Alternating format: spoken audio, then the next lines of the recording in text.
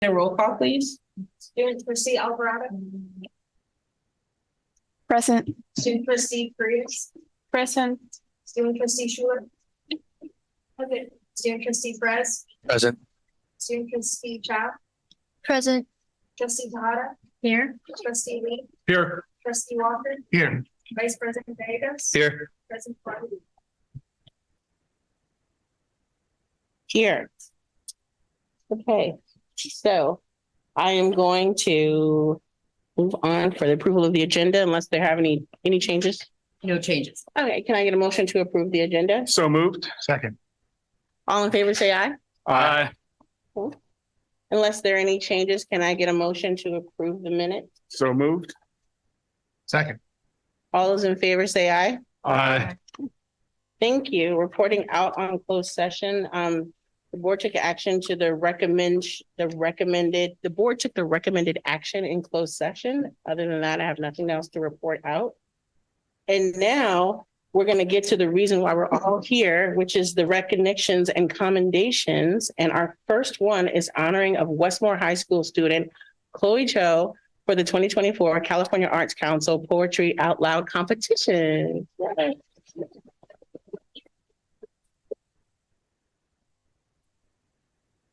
And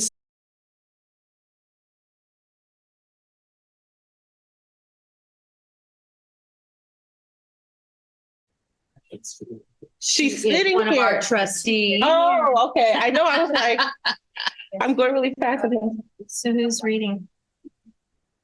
Yeah, it's 1 second.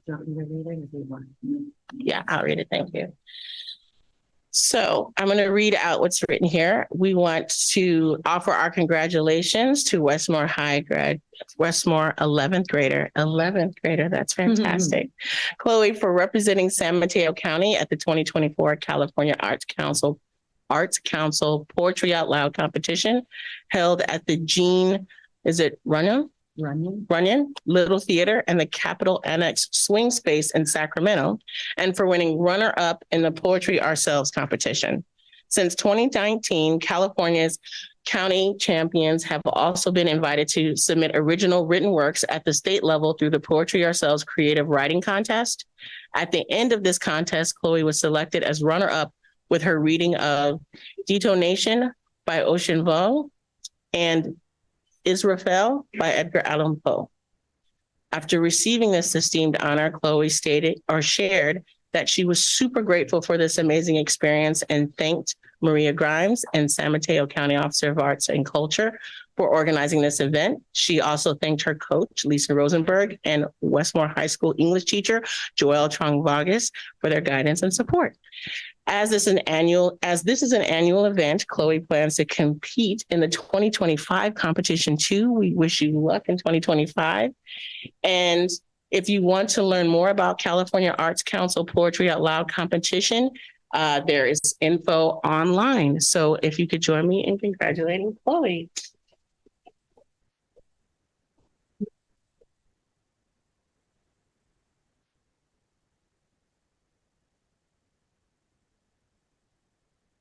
So would you like to say anything, Chloe? Yeah. So I feel like a lot of it was covered in that little speech, but yeah, thank you again. I'm very grateful to San Mateo County and to the district for this honor. And yeah, I hope to compete next year. And thank you again. Thank you.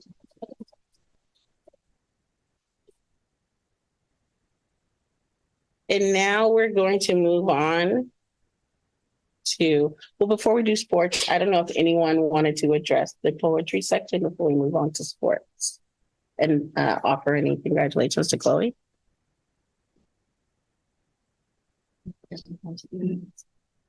No? Do we want to start with our students? Just anybody? I'm opening it up to anyone. Yeah. I'm super proud, Chloe.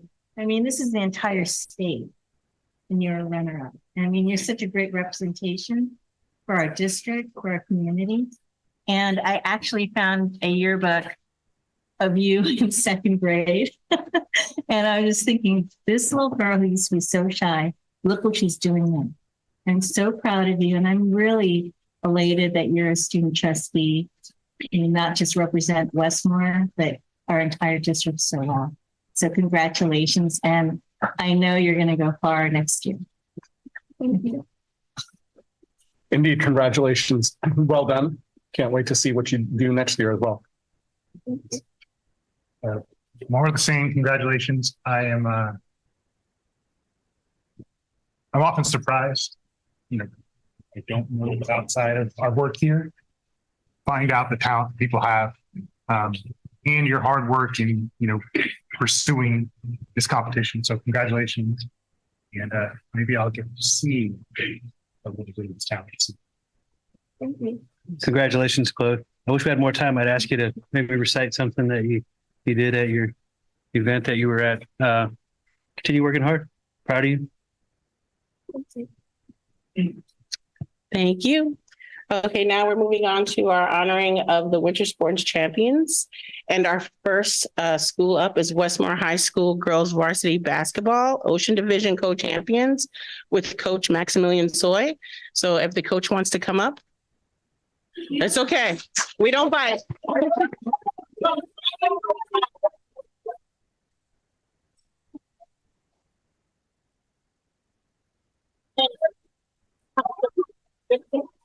Austin. Oh, go ahead. Are you giving us the? Oh, okay. He needs to announce him and do speaker. Yeah. So we just want to.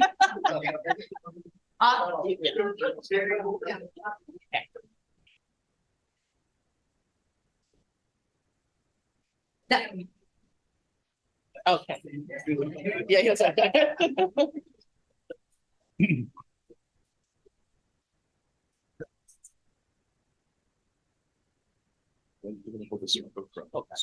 Oh, really? Okay. Okay. Austin, do you want to? Yeah, we're just gonna skip it, right? Thank you. Yeah.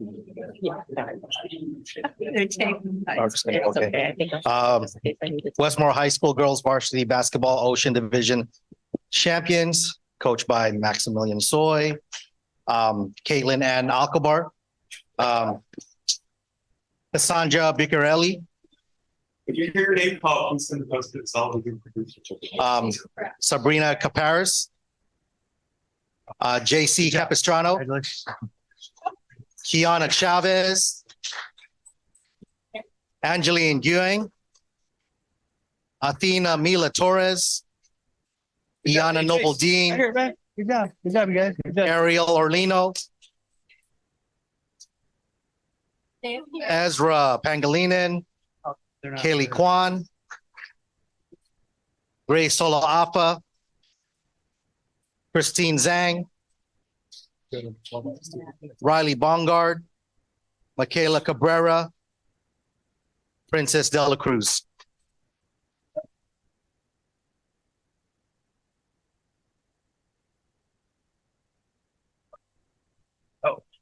Or do you want just them?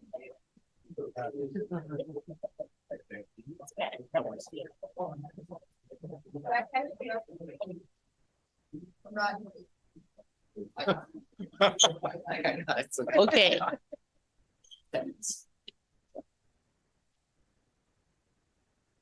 So our next team is Westmore High School boys varsity basketball. Where the coaches are right up here with Coach Roderick Banda.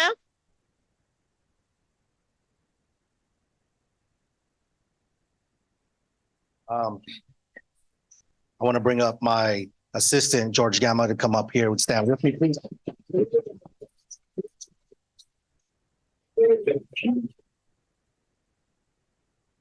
Braylon Abike.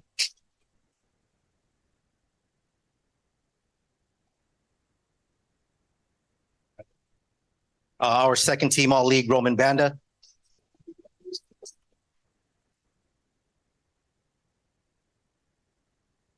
Ellison Kapua, Milton Dia are not here today. They play other sports. Sherman Falk, James Lewin, Nathan Ma.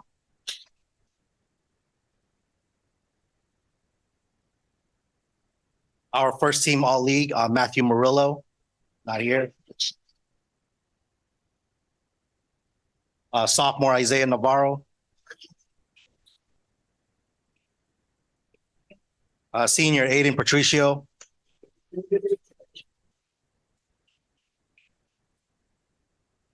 Couple guys that are not here today, Jacob Pollard, Michael Priolo, senior, second team, Colt Sanford, Colin Wong, second team, Yoru Zhao.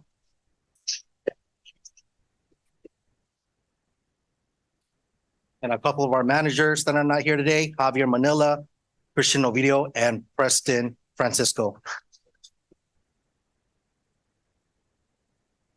And the most valuable player in our league, Danny Ubaja.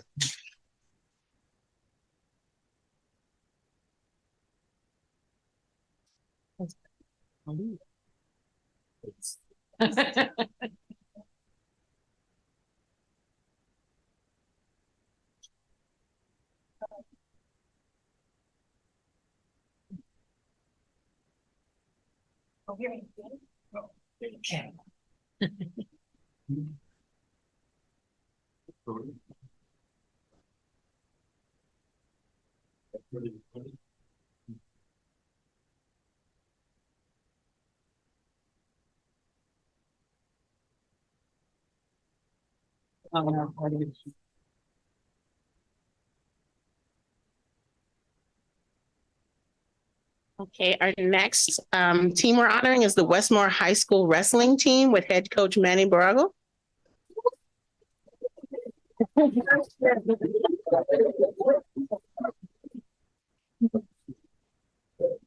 Are your assistant coaches here too? One of them's here. Yes, please. Bring my folks to get heard.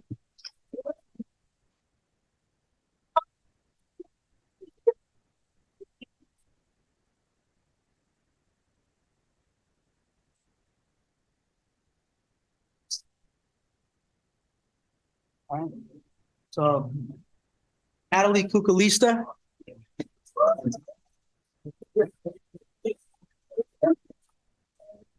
Abdul Aziz. Daryl Mohammed. Michael Lim.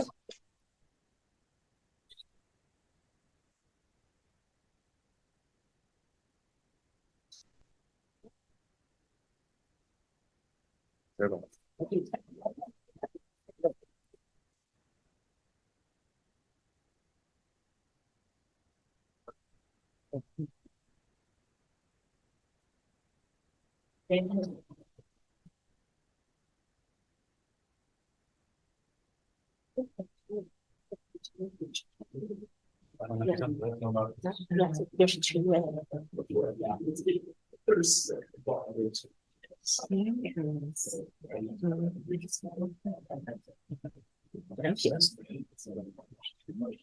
So the next school we're honoring is Terra Nova High School's wrestling team with coach Serena Conchi Road.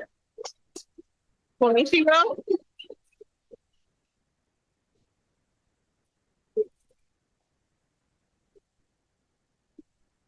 Coach, can you say your whole name for me just in case I said it wrong? Sure. It's Serena Konishi-Rodi. Konishi-Rodi. Thank you so much.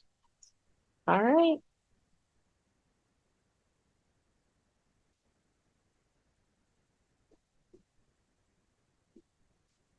Thank you. And then are any of your other coaches here? Yes, our whole coaching staff is here. So Felipe Flores.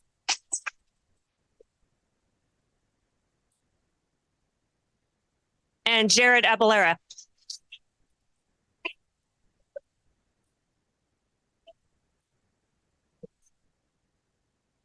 So I'd like to call up our athletes. All of our athletes made it and advanced to CCS Masters, with one advancing to state and one being a runner-up for state.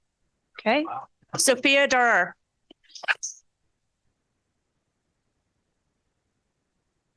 Sophia was CCS champion in her weight class and was the individual that, the athlete that advanced to state. Joseph Wynn Wilson, not here. He was an alternate for state. Ava Mendoza.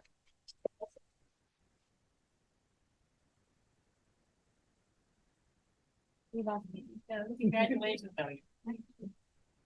Alea Anderson,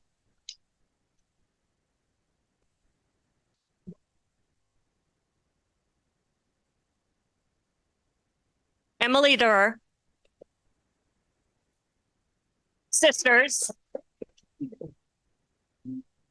and Tyler Rosen.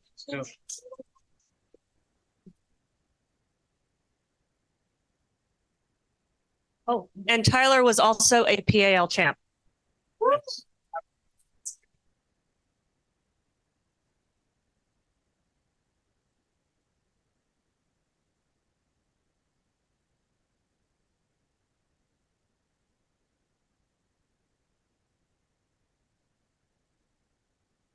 Wait, hold on.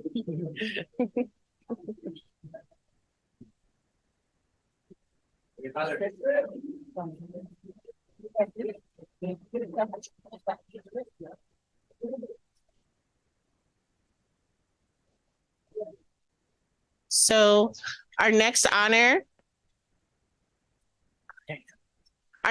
is for a single player for the PAL Ocean Division and co-MVP Defensive Player of the Year, Vinny Smith. Is Vinny here? No. Well, congratulations to him, and we'll make sure he gets it.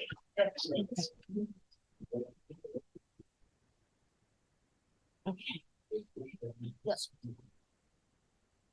So the next school and team we're honoring is Oceana High School's varsity girls soccer team, the Lake Division co-champs. I'm Coach Eric Cabrera. Oh, he's not? Okay, assistant coach? No? Okay, that's okay. I'm gonna do the honors then. Yeah. So first, you want to hand out? So first up is Sarah Bayum. Is Sarah here?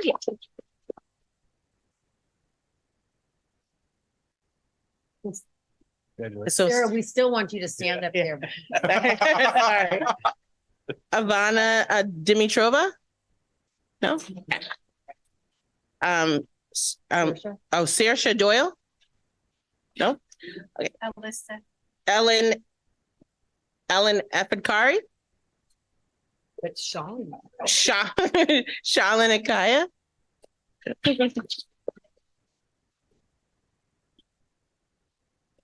Say your name for me. Charlene Eka. So Layla Fletcher? No. Jordan Hayes? Stacia Johnson? Madeira Paramount? Natalia Perry? Olivia Perry? Avani Rajan? Leslie Samabria? Victoria Sexton Facienda? Michaela Torres? Rosemarie Woolenjohn? Amaya Aranciaga is the manager. Are there any of the managers here? No? All right, well, you two. I'm thinking that Oceana is on their interim week, so it may be the reason why a lot of the athletes weren't able to make it, but I'm really glad that you guys were here. The second name, there is Alyssa Kubas. Thank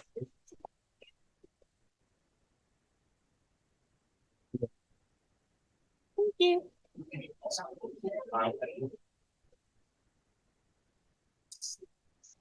Hi.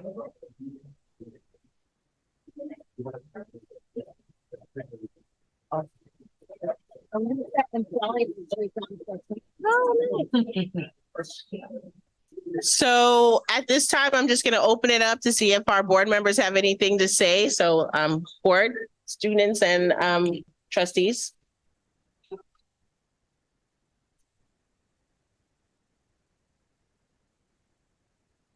I'll go. Yeah. So congratulations, everyone. I feel certain connections to some of these teams. I see Coach G is here. My daughter played for him with, there's a rec version of the Titans. I think she played with one of them. Also, she goes to Oceana, so I've seen a lot of you around the school. I've seen some of you play with Pacific United. I remember a couple of you, people from Terra Nova, from Valamar. congratulations to you all. I always say the room is different when we have students here. Also coaches, congratulations. This is a big honor. If I echo that, it's always great to have students here in the room, and it's one of the highlights for us as a board to be able to recognize the achievements of our students. And congratulations to all of you for an incredible season. So well done.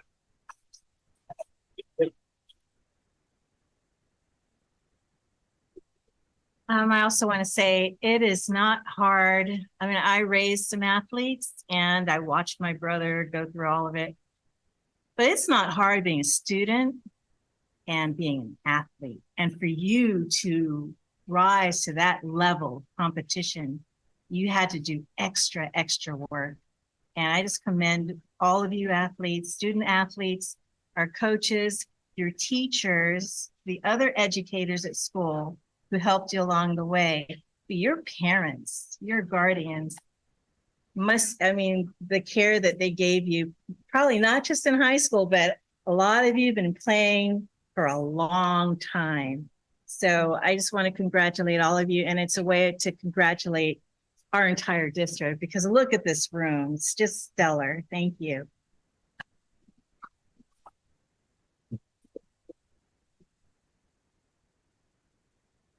I think one of the things I admire the most about student athletes is their commitment. You know, I have a daughter that plays basketball for Jeff and a son that's in soccer clubs, and, you know, the amount of work that goes into, you know, what you guys do for a long period of time and how committed you are and the sacrifices you guys give up on a daily basis for a long period of time. It says a lot about your guys' character and what you guys are able to do, you know, with, you know, your time management, your focuses on your grades, your academics, and everything that goes involved into keeping your grades up enough to play and keeping your bodies in shape to do all that stuff. So congratulations, and good luck to you guys next year and whatever else you do. So good stuff. Congratulations.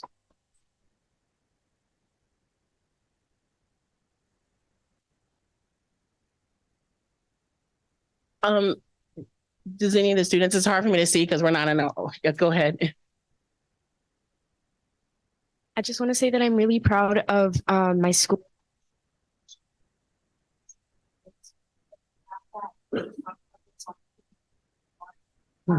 Is your mic on?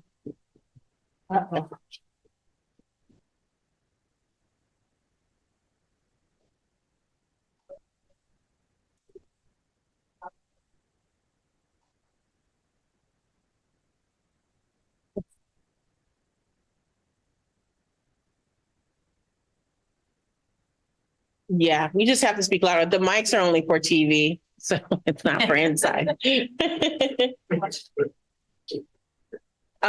Anyone else? No. So I just want to say first, I believe Westmore, you haven't had a wrestling program in a while. This is the first time in a while. So congratulations. And first, just to all the coaches and all the volunteers, you know, we can't have sports programs without our coaches and those that volunteer countless hours. You know, we are not in a high wealth district, so we don't pay nearly enough. And so they're all doing this out of their love and passion for the sport and for the students. And I'm internally grateful for that. And then for the students, I just want to say that there's a lot of reasons to come to school. And sometimes that reason is the sport that you play. And we understand that. And that's why we want to acknowledge not just academics excellence, but also excellence in athletics. Because sports teaches you a lot of things, how to play in a team, how to cooperate with each other, how to push, how to excel. And those attributes are just as important in your life after school as what you learn in the classroom. So I appreciate everything. I even appreciate the gigglers over here because it takes all kinds to make up an educational community, and we want to be a school district that represents everyone. So thank you to the parents. Thank you to the coaches. Thank you to the students. Congratulations. I'm going to turn it over to our superintendent to see if they want to add anything. Thank you. I do. I really just kind of want to echo something that Trustee Tejada said. I didn't realize until I had my own child participate in high school sports. It is so much effort. You you go to school every day and you do your best in your classes, and then you stay at school for hours and hours. Number one, keeping you out later, but also you're exhausted when you get home. So I'm just really, really impressed by you putting such effort into your studies and into your extracurriculars. And it's really great when you're recognized because you went far. But even to the students who didn't, get a title, I'm really proud of all of you. So congratulations. Congratulations. And so now we're going to give a minute because we're going to move on to other items. And if you don't want to stay for that, you are free to go. So we're going to give you a minute if you want to go ahead and go. The Great Escape. Yeah.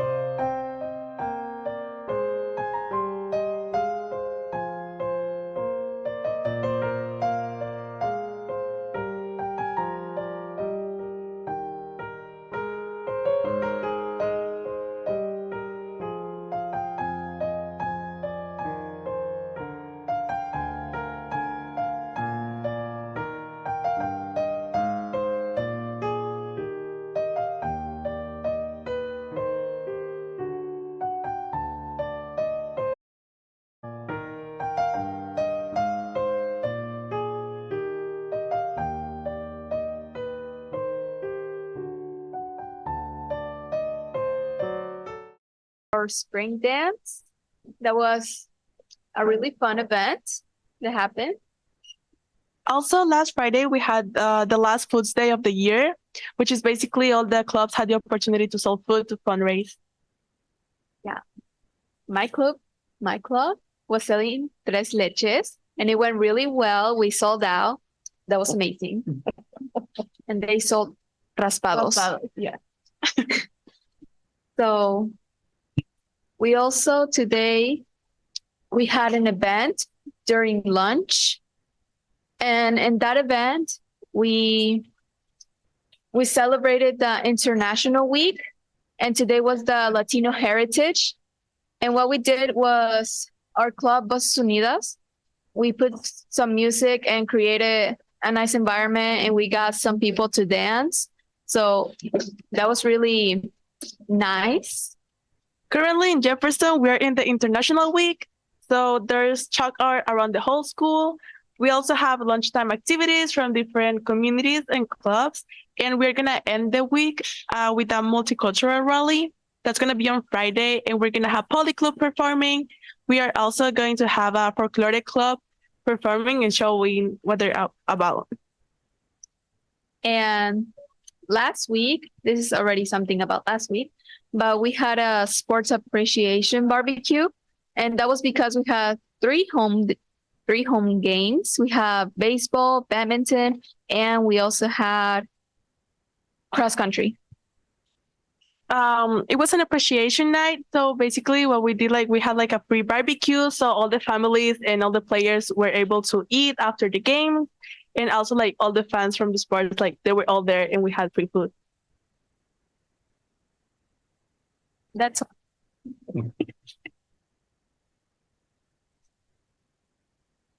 all right. And at Oceana, right now we're on interim week, which is basically a week where students get to sign up for different sort of elective-like experiences. For example, we have thrifting, we have college touring, we have a trip to Washington, D.C., and we also have Artist Studio, along others. We also had our Senior X Day last Friday, which is basically a chance for seniors to present to a group of other students on a topic they've been researching for the past year. It's a lot of work. There are essays and community evaluators. We also have our Fame Art Gallery coming up on April 26th, where live performances will be held in our little theater, and it'll also be an art gallery. I believe that there will be pieces up for purchase.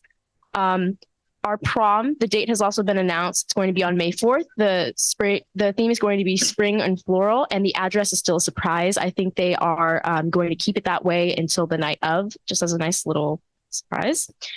We also have a Oceana baseball initiative starting up, which will historically, I think, be the first time that Oceana has had baseball in quite a while. So everyone is quite excited for that to get started up. And we are also having Therapeutic Tuesday on April 23rd during first block and flex time. The purpose is destigmatizing mental health in partnership with the counseling department of our school. There will be crafts, journaling, and also therapy dogs. For Terranova, we have a rally planned and also a blood drive. And also we have a new play called Shrek, which is also in motion, and we're planning it as well. And we also have fundraising for our various sports. And in that we sell and, sell chocolates and all that. And that's about it. So at Westmore, we also finished our recent musical called Grease. So it went on for 2 weeks, I believe. Very exciting. We're also starting our student government elections. And we also got our WASC report back lately, which I heard was very good. So I was lucky enough to attend Grease. What an incredible, incredible show at Westmore. Just kudos to the entire staff. The theater department, which we actually don't technically have a theater department, right? It's put on by the drama club. It's just amazing theater. Our advisor is so amazing. And even Mr. Warden helped with the costuming. It was just such a group effort, Ms. Kabarli. And I also went to the adult transition students had an art show at Creativity Explored, and that's an art studio and gallery in the Mission that is for adults with special needs. And it was just really heartwarming to go there and celebrate with the families and our students. And it was a reunion of sorts because I walked in the door and I saw these parents who I haven't seen since my daughter was in elementary school, and their daughter Megan is now a young woman, and she just proudly spoke about her artwork, and it's really nice to know that a lot of the pieces will be gracing the walls of our new district office in adult ed. And I also went to I'm part of the San Mateo County Commission on the Status of Women. And there was the RISE conference last week. Speakers like Malia Cohen were there, and the iconic Dolores Huerta. It was a really inspiring event. And I actually met up with other people who I hadn't seen in a long time. One was a PTA parent at Ben Franklin with me, and another I went to high school with at Jeff. And she happened to hear about this and she wanted to attend, and there we were together again. So it was a really great event, and I look forward to planning the next one. Thank you. I too attended Greece. Fantastic job at Westmore. Really just an outstanding performance all the way around. And, it was, I think I've heard it said more than once, it wasn't just good for a high school play. It was just simply a good play, good production all the way around. So congratulations to the cast and production team of Greece. And I was at senior exhibition at Oceana on Friday morning.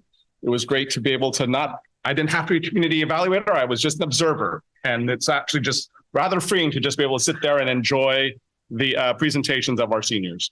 So congratulations to the seniors who passed, and looking forward to seeing what these young people will be doing in the future.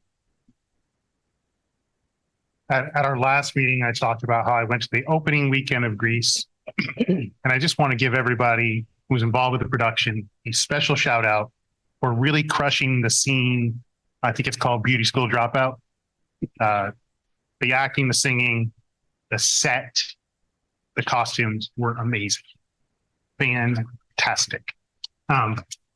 So we talked about Senior X. We just talked about our spring sports, about our winter sports as well, all the honorees. And I just get to feeling like here we are headed toward the end of the year, and it's both happy and sad. So my daughter's a senior.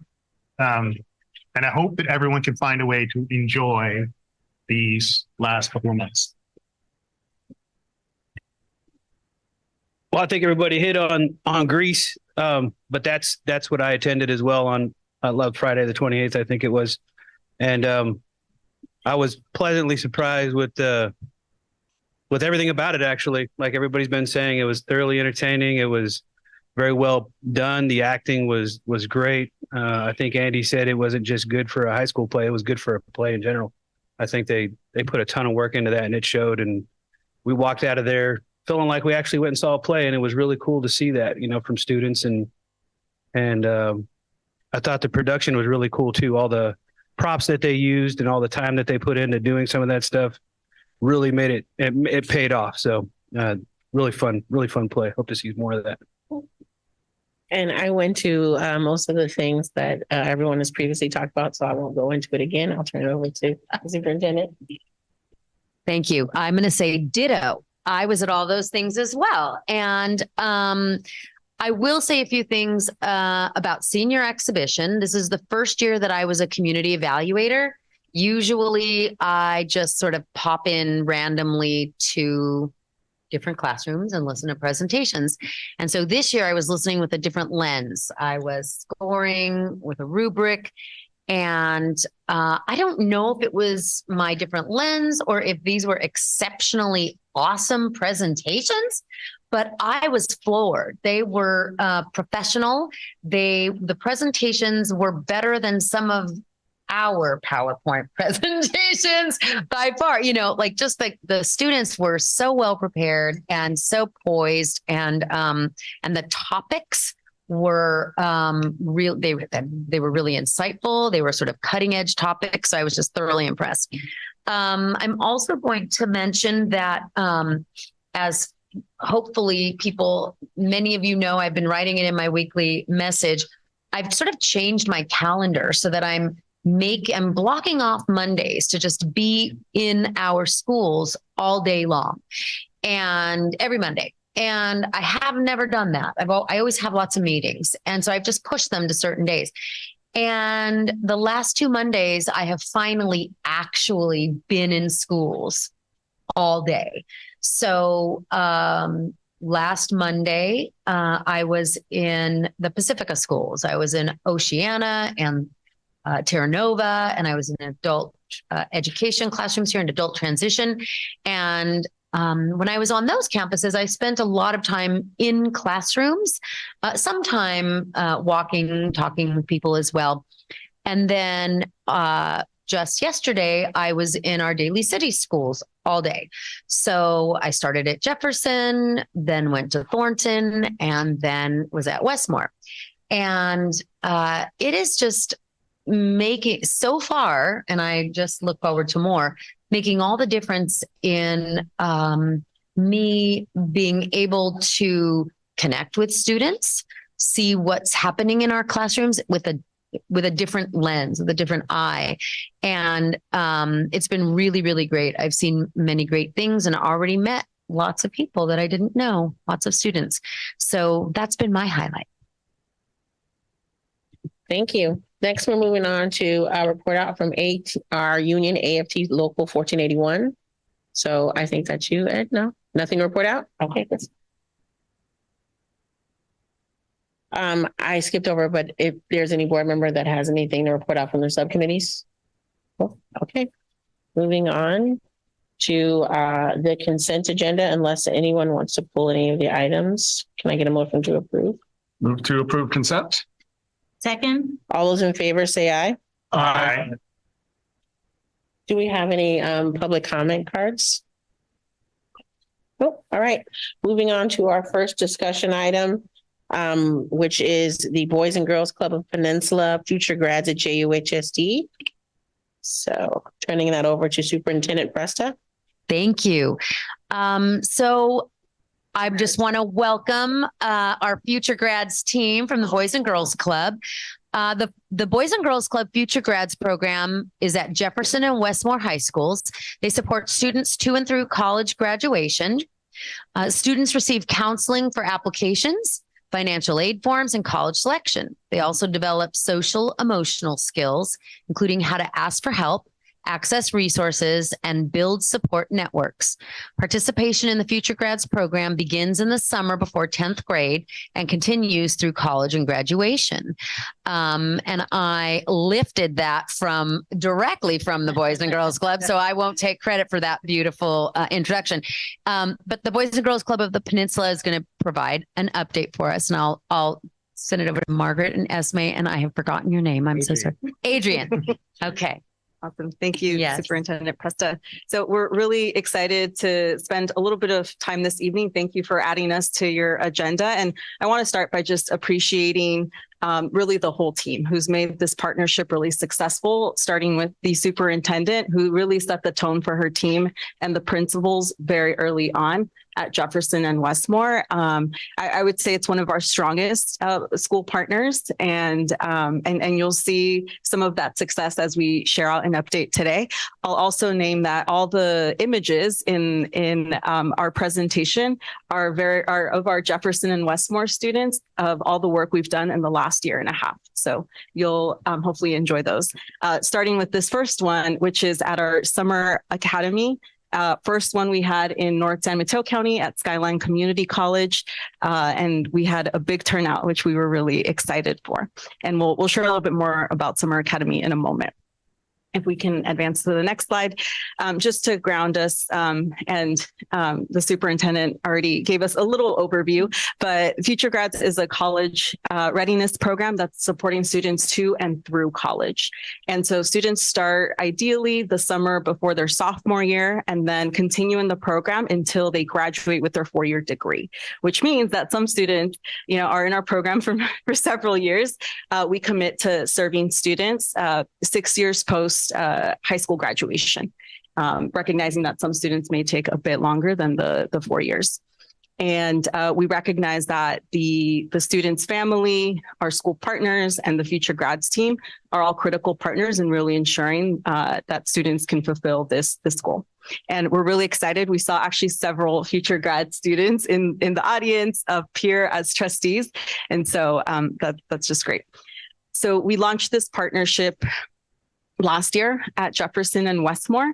We've been running the Future Grads program in the southern part of San Mateo County in partnership primarily with Sequoia Union since 2016. So a little bit of the data that I'll share in terms of the longer term outcomes is representative of that work that's been happening for the last 7-8 years. And so if we advance to the next slide, I wanted to share a little bit on just the eligibility of student that we ask of students to join the program. And what I hope you conclude is how open and broad the criteria is, because we're really trying to work with students who may be coming into the conversation at different levels. So we don't have a GPA requirement. We do need them to attend one of the partner schools since all programming takes place at their respective campuses, both during lunchtime as well as after school. We also ask that they can commit 2 to 3 hours per month. And this is actually pretty minimal compared to other programs. And part of this is we recognize that students may have familial responsibilities involved in other extracurriculars, like many we heard today and celebrated, as well as some students need to work. And, we say desire to go to college, but sometimes students are joining the program to explore that option with us. And so our job is to convince them that they can do it if it's something that they want to do. So again, we want to work with students who are entering the conversation at different levels. And the biggest one of these is just that they can continue to show up to programming. And so you'll see on the next slide, the number of students that we've been able to engage. We started last year with just recruiting a sophomore cohort at both Jefferson and Westmore. Those sophomores are now the juniors this year. And so I'm really proud that the junior class grew as much as it has. Some who are up here as trustees, as well as the new cohort of sophomores that we've been recruiting all year. And so our goal when we first started this partnership was to have 40 students at each campus. And as you can see, we've surpassed that goal and close at Jefferson for even this year. So we're looking forward to growing the cohorts as we continue to run the program. And then I wanted to share a little bit of the longer term outcomes we can look forward to, recognizing we're not there yet, but these outcomes are true in the south part of San Mateo County, where we've been running the program since 2016. 100% of our students graduate high school on time, and which is probably not surprising or maybe that impressive since we're a college access program. 96% matriculate to college, which simply means that they, whatever their plan is spring of senior year, they are pursuing fall of, first year after high school graduation. And then the stat that's probably most significant to us is the third one, 95% college returning rate. This is the number of students who successfully complete their first year of college and then return to campus for a second year. Within the higher ed research, we know that, if students successfully start that second year, they're more likely to complete their degree. And so we're really excited that as we've grown the cohorts year after year, we've been able to maintain this fairly high. And so our challenge will be to maintain it as high or even higher as our, Jefferson and Westmore students enter the post-secondary part of our programming, which we'll learn about in a moment. And so, you're controlling it. I didn't even realize it. And so now I'll pass it on to Adrian. I realized I didn't even introduce myself at the beginning, but I'm Esme Ortiz, Director of our high school and post-secondary programs at the Boys and Girls Club. Been with the org for the last 12 years. And so really proud by Future Grads, maybe one of my favorite programs. I think we are recording this, but I will admit one of my favorite programs that we've just been able to really grow with the various school partners. I'll now hand it over to my colleague, Adrian Delgadillo, who along with Margaret oversees all of the high school pieces of the programming, and he'll share a little bit around what the topics and focus are each year of each grade band. Perfect. So I'll go ahead and kick off. Again, my name's Adrian Delgadillo. So sophomore year really kicks off with basic preparation in terms of really helping students become college competitive applicants, right? So this includes going through the different college systems and educating students on that. But the biggest thing I think about sophomore year is community building, right? We're selling the program to them. So we want to make sure that students feel like they're part of a community that will help them throughout the 5, 6 potentially years, right? Junior year tends to be a heavy year for students, but the reality is that for us, it is fun. And I'll tell you why. We offer free college tours for all students that are in our program. Not only that, but we're hoping that these college tours will actually help inform the students' college lists, right? Aside from that, we know that the college essays are a huge something that really stresses students out, right? So we'll begin also working on that. We actually just finished our 2 PNW sessions, is what we call them, personal narrative workshops, and we really help students focus on writing some of these essays that they're going to need later down the line. Senior year, we've hopefully prepped them by junior year all the way, right? With all of these different things. Senior year really is just about applying to not only financial aid. As we know right now, financial aid is there's some changes with FAFSA and all of that. So we're helping them through that. And then also applying to college, which is obviously the main thing, right? That students want help with. Post-secondary changes a little bit than what our regular programming looks like. It's a little bit more individual advising, right? The individual advising includes anything from academic support, social emotional support, right? Because, things happen as potential first generation students in college, we know that it could be difficult for them, right? There's also this huge piece around what are they going to do after college even, right? So there's a lot of career planning, a lot of career preparation, and also even like we do have or include some financial planning. Because it's important, right? It's important for them to have that support. We also offer transfer application support. So when we were talking about the different GPAs, we know that some students, and it has nothing to do sometimes with GPAs, it's just more about options or what they want to do. They may decide to go to community college, and that is great. We are going to help them transfer to whatever four-year institution they want to transfer to. And then we're also super excited to share that in addition to the services throughout the school year focused on college readiness, we do offer a variety of career readiness opportunities for students, particularly for our Jefferson and Westmore students. Each month we host additional optional workshops students can attend focused on career preparation and readiness. So some of these topics are resume workshops, understanding how to interview, what does professionalism mean? And so these are extra opportunities any future grad student can come to and receive career readiness support. And in addition to the school year, we also expand our services during the summer. And so one of our highlights in the summer is that we're able to provide a variety of internship and apprenticeship opportunities for students.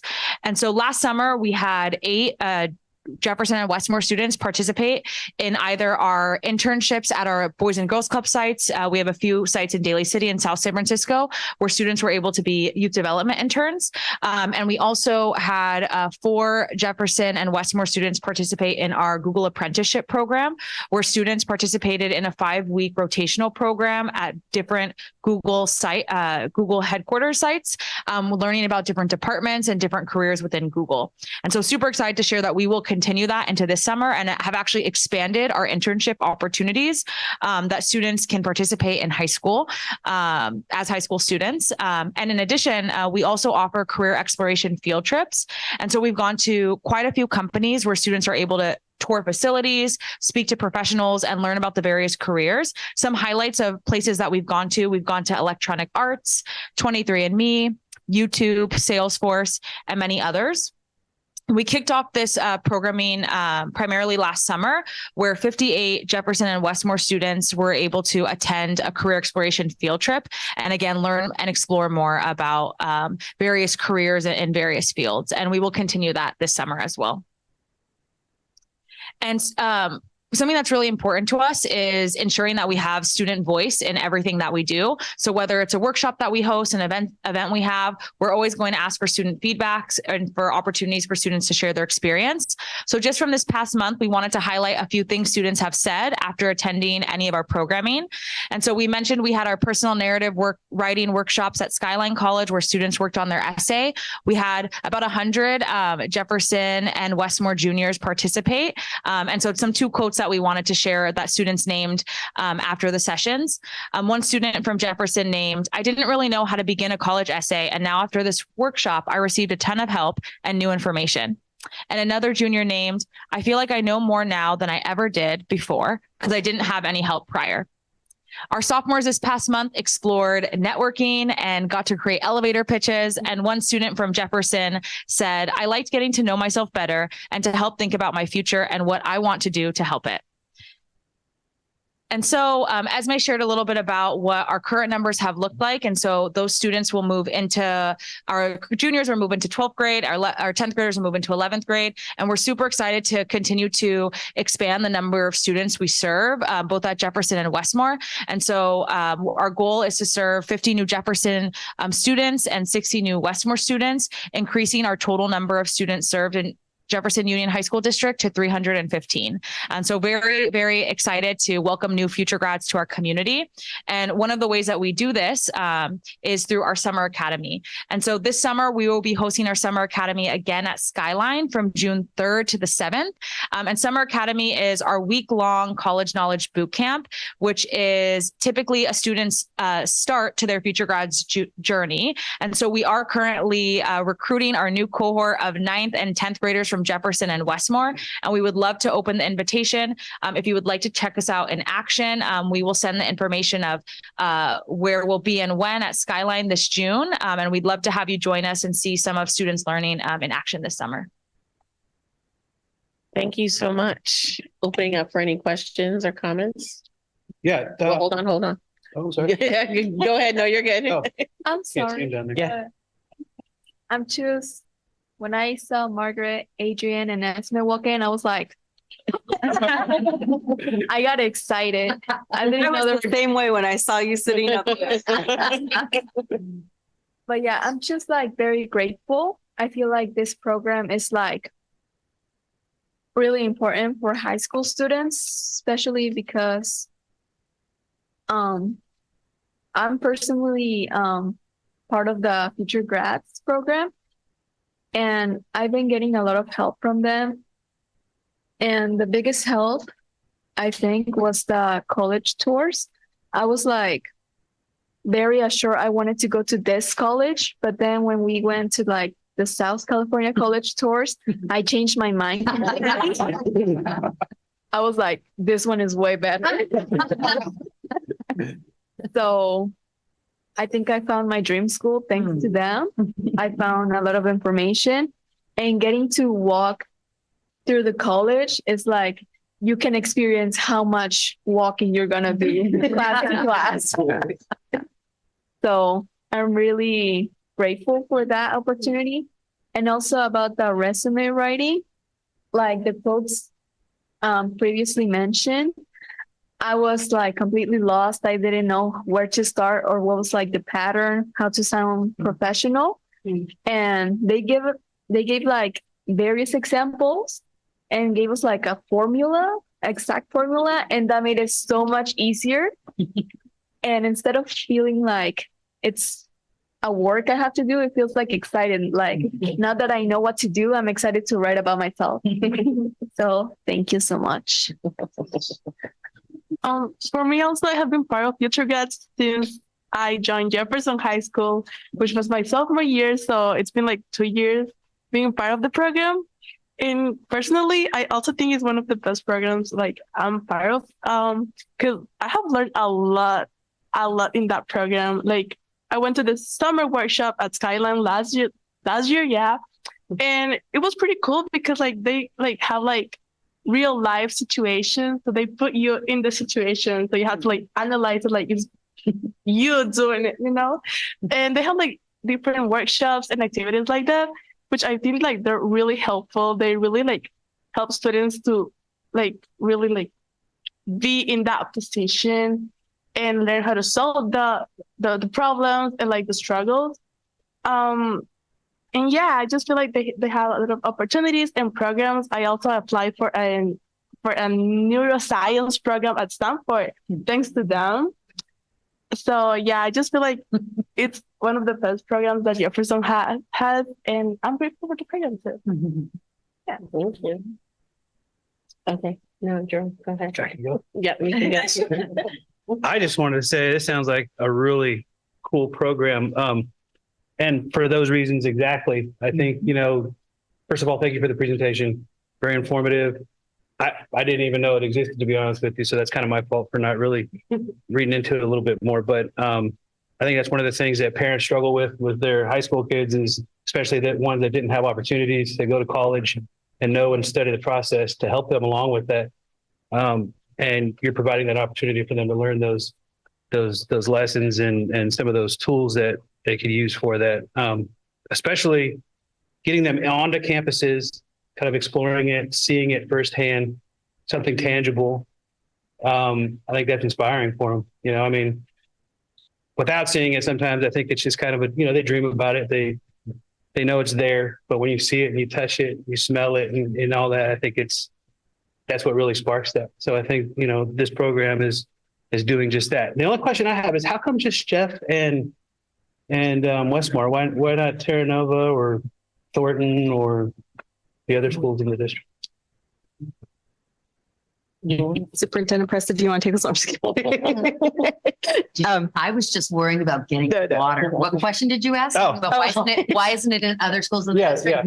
Yeah, that's really funny. I just recently was really lobbying hard with the Boys and Girls Club to get this program into all of our schools, but it doesn't. Our demographics. You can answer why you told me no. So just wanted to name, it was an ask, and it was an ask. Yeah, Okay. did explore it a little bit, and part of it is, although we're not exclusive to first gen lower SED students, that is our target audience who we really want to serve, and the percentage of SED students at I think both of those high schools is significantly lower than Jefferson and Westmore, and so originally we wanted to prioritize those two schools. I don't think it's a no for forever. We're certainly happy to partner. Part of the larger context in which this is happening is, as an organization, we just made our expansion to the northern part of San Mateo County 2 years ago. And so we kind of need to grow into our new size and make sure that we, have all the infrastructure and resources to be able to continue, because we've made commitments and we want to make sure we, honor those. And so that's part of what's kind of happening in the larger context of our organization. Esme is much more eloquent than I. Thank you, though, because it wasn't a hard no. It was just a no for right now. Yeah. A not now. Yeah, it seems like a big undertaking. So, Yeah. but a rewarding one for all the students. That's why I just think why not do it for all of them, Yeah. Thank you. Thank you. Go ahead, Trustee Tejada. See, I raised my hand to be chose. Next time I'll. No, I'm joking. I'm joking. You're fine. So Esme, nice to see you again, and all of you. You're a board member, aren't you? I am at MVLA. Yes. So you understand this. I'm just really happy we have future grads in our district, and when Ms. Presta told us about it, and she was so excited and went, "Yes, let's do this. Whatever we can do to have this happen." And having two of our students going through the program and giving their own testimonials, they're amazing, but that you have had an impact on their lives right now says volumes. What I do love the post-secondary support, the counseling, the emotional counseling, and the financial planning, which is a big deal because that's a lot of what you don't learn that at a young age and even at an old age. But and what this reminds me of is I went to Jefferson. I'm a first generation born here in the States. So my three older siblings were expected to go to work right after high school. And two of them managed to, get 2-year degrees and then get jobs right away. I was the first one to have an opportunity to apply. Actually, I gave myself that opportunity because they talked about it in school and they talked about AP classes. And so I did all the things. I did all the clubs and I got into Cal. But the thing I didn't know was how much it would cost and what a burden that would be to my family. And I just decided I couldn't do it without really talking to my family, to my parents, because we were poor and I couldn't do that to them. I'm going to say that's 1981. Just recently, my daughter's friends, they got into like UCLA and all these other schools, but also first generation, they didn't get the financial counseling, how to apply for scholarships and all those things. And they said, well, it's just as good to go to a community college and try to transfer because I'll save my money, my family money. And I'm finding, if students want to go to college it's not just a dream, but it can be a reality. And that's how this program is helping them. Because I know that I've been on the board for 10 years and we've all talked about we need to make sure that all the schools have the workshops for the families about the FAFSA and everything else and what to expect at a young age. So bringing them in at this time is just so awesome, and it's beyond empowering. And I love that you seek out student voice and feedback, because that's going to inform the program, because not every community is the same. So thank you so much. Thank you. Trustee Lee? Thank you so much, and nice to see you again. I know I saw you at the at your fundraiser. I think the big one last summer. So you know, it's funny when Ms. Presta first brought this to us. I remember sort of grappling, having a difficult time sort of understanding what the program was going to do, but to be able to see the presentation, the testimonials from the students in the other schools, and now to hear our own students, and to actually start to see the data. It's just amazing the work that you are doing for our students. Quick question. I know you're targeting 50 and 60 for next year. Do you have a specific cap on the number of kids, or is it just simply what you desire? I mean, if you had, if you had interest for 130 kids, would you take all 130? Yes. Fantastic. We would figure it out. We've never turned away a student. We haven't. Part of the programming design allows us to be able to serve more students. We would need to Tetris a little bit the scheduling around it, but because both campuses have provided us space, constant space, we were able to serve more if we can. We're just trying to increase a percentage for next year, but we'll want to recruit as many as we. Are you also continuing to look for more mentors and all that for the program? Correct. Yeah. We're going to grow the team at least by one additional team member next year, because we've been growing the cohorts, and next year will be the first year we're running all aspects of the high school programming, 10th, 11th, and 12th grade. So we're going to continue to grow the team, which is why we need to be mindful of our commitments across the district. Yeah. Fantastic. Thank you so much. I'm just very excited to see the data, and I can't wait to see what we see, 2-3 years down the road as our students do get to their colleges and the level of support and the success that we invariably will see from them. Yeah. And we're excited to share in a future, board presentation, how the class of 20, which is our first 2025, just how, their post-secondary outcomes. Very exciting. Thank you. What's up? I got too excited that I forgot to mention something, and my brain here too. It was like the excitement, then I settled down, and then I was like, "Oh wait, there's something else." So, kind of to relating to your story, it got to my heart. But future grads does parent meetings with parents, and my parent and I went because she wanted me to go with her, my mom. And I love that the session was in Spanish, because not many parents know English, and they were giving all of this information about scholarship, grants, and kind of preparing them for what's coming, since we applied to this group because we are interested in going to college, and letting the parents know is very important. Even my mom felt very appreciated, because she was like, okay, now I know how much money I need to spend on you. So that's actually very helpful. And like I said, doing the meetings in the native language that our parents speak is very significant, because they understand what they're talking about, and they're not just staring at them oh yeah, just nodding oh yeah, I get what you're saying, but they actually don't. I was gonna add something too, because Ms. Tejada was talking, and I was like, you're right, I forgot to mention that.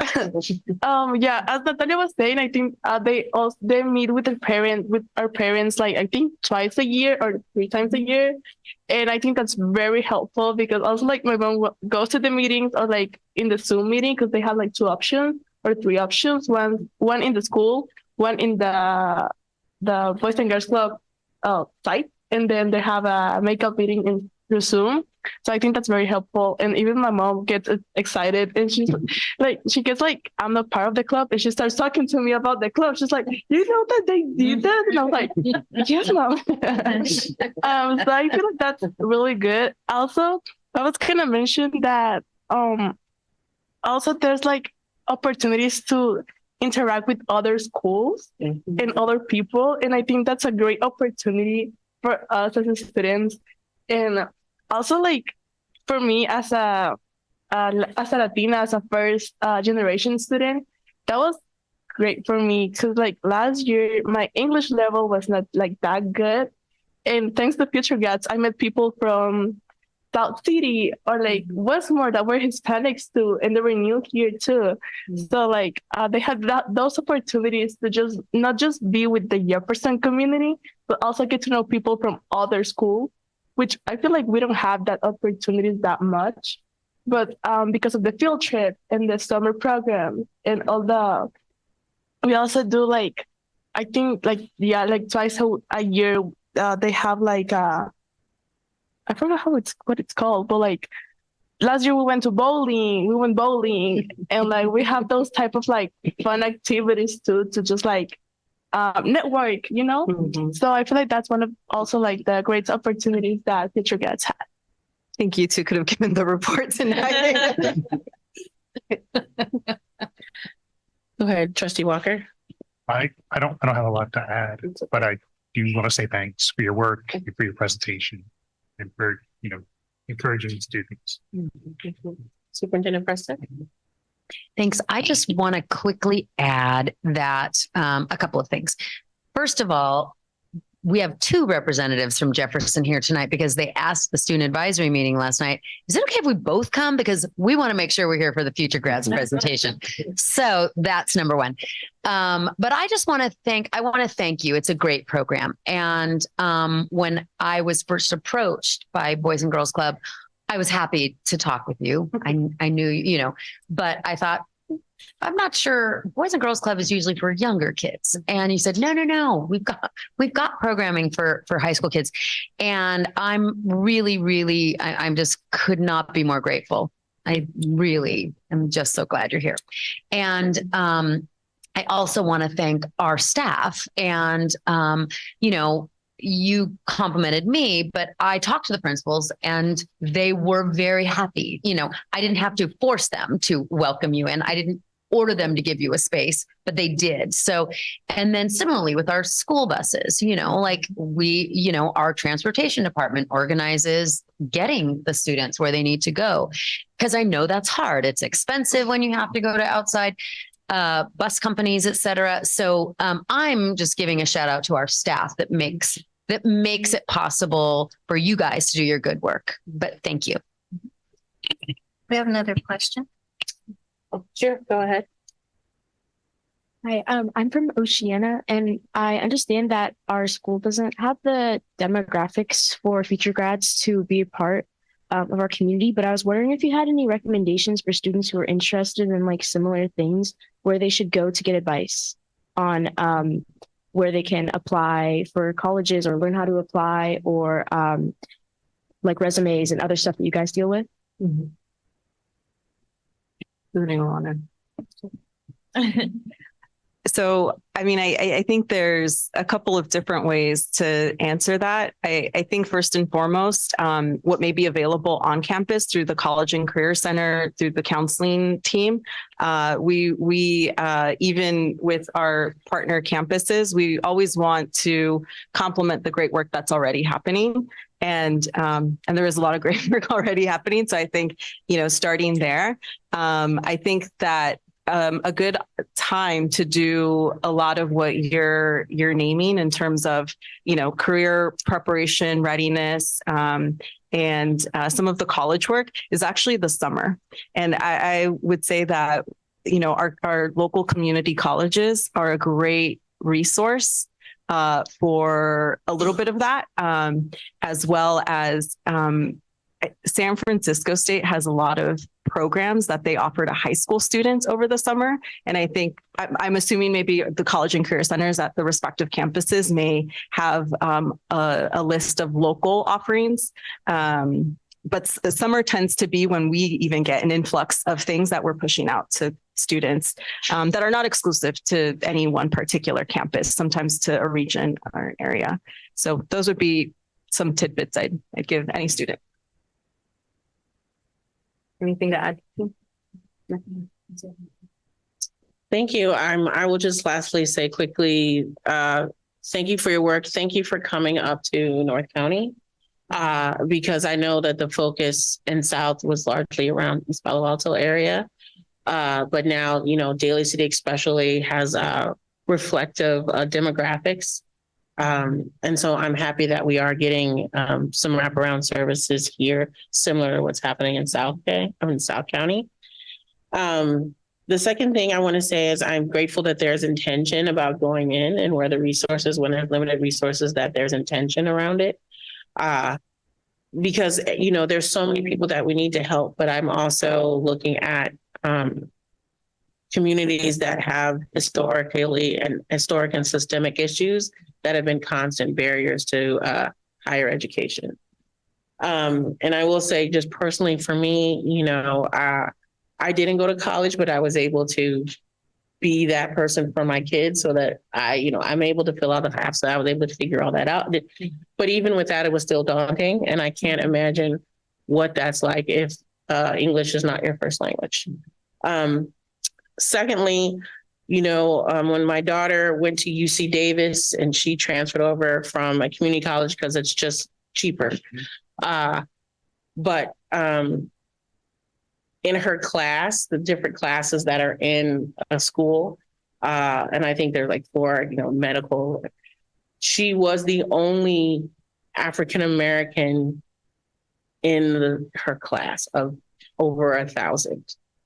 So there were other Black students, but they were from Africa or from outside of the country. She was the only American-born Black student in her entire class. So she nailed it, right? I don't know if I could do that, but to have a support, I don't know how many other students have that similar story. I know she's not alone. When the acceptance rate was 1%, 2% for Black and brown students. So to have a program that is support and make sure you go back, because that is a really mentally tough environment to be in, to be the only one of you in all of your classes. So I'm grateful that that's there and just putting some more of the rationale of the why that's there. But at the same time, I do feel like while we have the college and career, making sure that our students are aware of what's on campus. And maybe now that we have this focus on 2 of our campuses, we can look at beefing up or what we can do at the other campuses so that all of our students feel supported. But there needs to, in order to close barriers and gaps, we have to have intention. So along with that, this information I'm fine with, but at some point I would love to see this broken down by deeper demographics. Because I know you talked about SED and what percentage is actually SED, and also looking at other racial and cultural demographics would be great. Mm-hmm. And so other than that, I just very thankful and feeling blessed for your work. Mm-hmm. And we can follow up with some of that data. We don't want to get into too much detail, but we're happy to follow up and you can connect and go. Okay. Thank you so much, unless there's any other questions. All right. Thank you so much. Thank you so much. Appreciate it. And I am going to excuse us. Yeah. We have early recruitment tomorrow. Yeah, no problem. You don't need to hang out. Yeah. Appreciate your time. Thank you. All right. So, my God.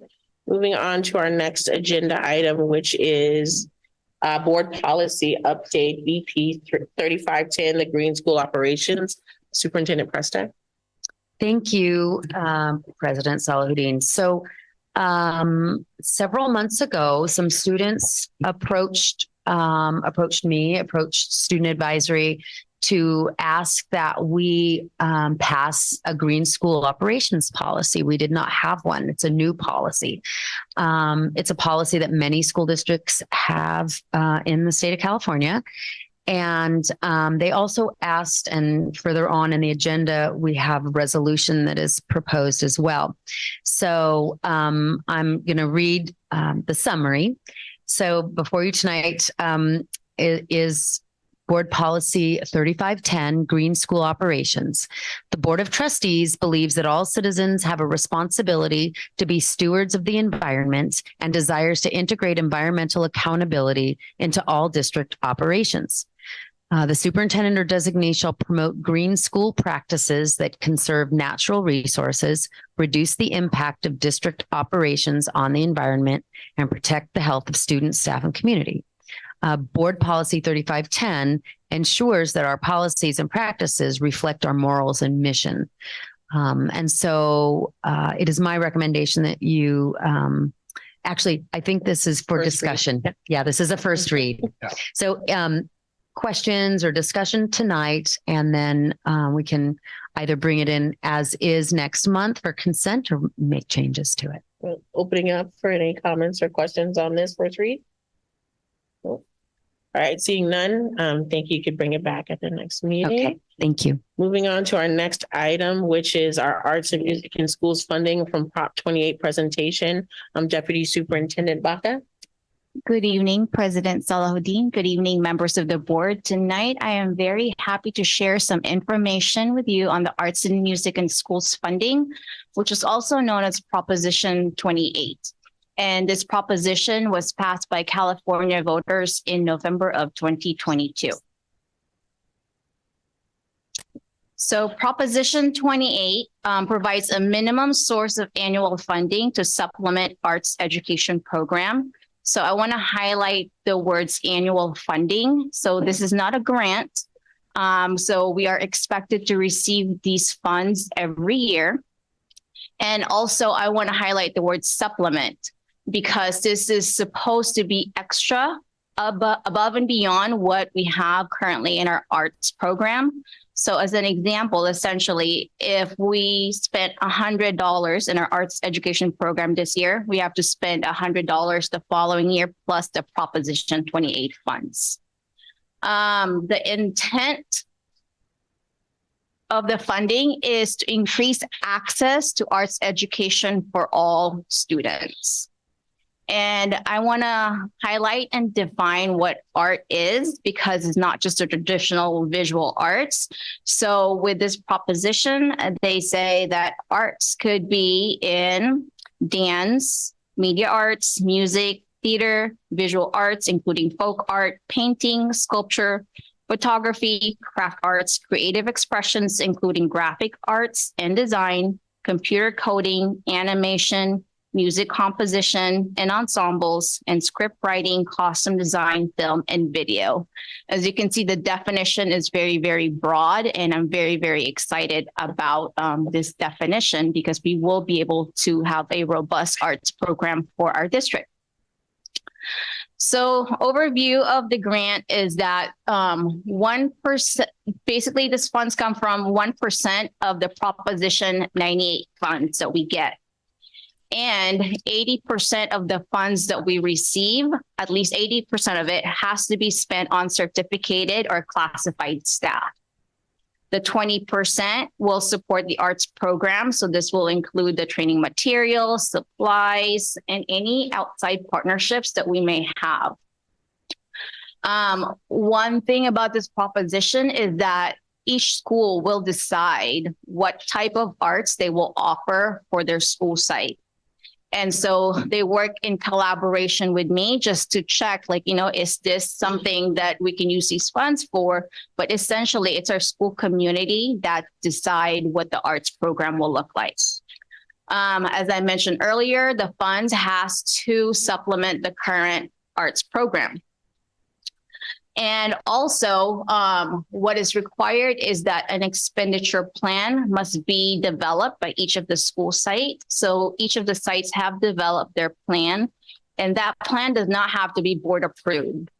What needs to be board approved is the reports that we have to submit annually to the California Department of Education. And this report also has to be posted on the website. So the report has to include what types of arts program are we providing, how many teachers and staff, and basically how much did we spend. And finally, these funds, we have 3 years that we can spend these funds. So the money that we get in 23-24, we have 3 years to expend that. If we don't use up all of that money, then we would have to give the money back to the California Department of Education. So I know that this proposition passed in November 2022. But however, we didn't really get much details and information on how these funds were going to be spent. And so it's just very recently where we got a lot more guidance. So as a district, we're very intentional to use 23-24 as our planning year and to spend the funds the following year. So how we started was for our district, it was in September where there was a county summit where our art teachers attended and learned more about the program. And from there, we decided that we would bring together, basically create a task force for each of the school sites so that they can help plan on what this would look like. And so I did a kickoff on it's a virtual meeting that I held after school. I asked each of the principals to form this team, and the team attended and just learned about this program. And my ask was find out what your community needs. What do your students want to see? How would you like to expand the program? And so they spent the whole month of October kind of just like thinking and pre-planning. In November, we all came back together in person. Each of the school team presented their initial plan. And so they got to hear and bounce off of ideas and really started kind of, developing what this would look like. And then in the months of November and December, they revised their plan and they actually surveyed students and also put the courses on the course selection sheet for the following year. And based on that, the plan that you will see for each of the school site, you will see basically what the students have decided, what they would like to see for their schools. So in March, they finalized their plan and then the presentation right now. So as a district, we receive about $515,000 for the 23-24 school year. And Jefferson received $161,562. So the site allocation is based on enrollment, and also additional funding is received based on the number of socioeconomically disadvantaged students. So this is the current arts program for Jefferson High School. As you can see, they offer a lot of arts right now. The 4x4 schedule really allowed Jefferson to offer a lot more classes. And so 633 students, or 58% of their students, are taking one or more art classes this year. And with CTE, that especially focus on arts, media, and entertainment, 79% of the students are taking one or more arts classes. And their plan for the following year is, because students really want to take jewelry and fashion. And so right now, this position is posted, and hopefully we can find a part-time person that would be able to teach jewelry and fashion. One of the other conversation is that the students that have challenge fully accessing the program are students learning English. And so the staff and the community decided that using some of the funds for a bilingual paraprofessional to assist in these classrooms will probably be helpful in enhancing and giving opportunities to students. And then the rest of the money they will spend on materials. For Oceana, they've been allocated $67,355, and this is their current arts program. And as you know, Oceana is a very small school, and there's not that many sections offered currently at Oceana. With that, 611, oh, sorry. What does that say? Sorry. 108 students are taking the course, which is about 23% of the population. And their plan for next year, because of their schedule and not having enough students in competing courses like AP classes and other CTE classes now that they offer, what they want to do is really just to kind of see what would happen if they offer a rock band class after school. And what I heard from Principal Torres is that actually it's a very popular class right now, and there will be quite a few students enrolling in this course after school.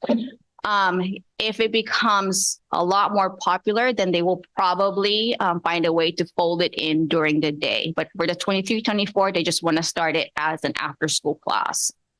The other plan is they want to expand arts to our students in the certificate program currently, especially the second year of visual arts. So our Mr. Cruikshank basically would like to open up another visual arts 2 section so that we have a lot more students in the certificate program accessing visual arts 2.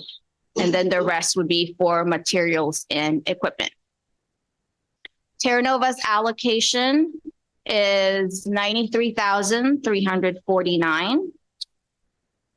And this is currently their arts program. And they also have a CTE program at the school site. And so with that, about 58% of their students are accessing art. And with this, they would like to spend 0.4 or 2 sections for music and band to expand that program.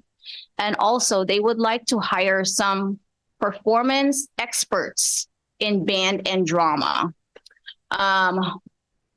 They feel like, you know, student skills could be enhanced if they're able to hire, like, let's say, a percussion expert.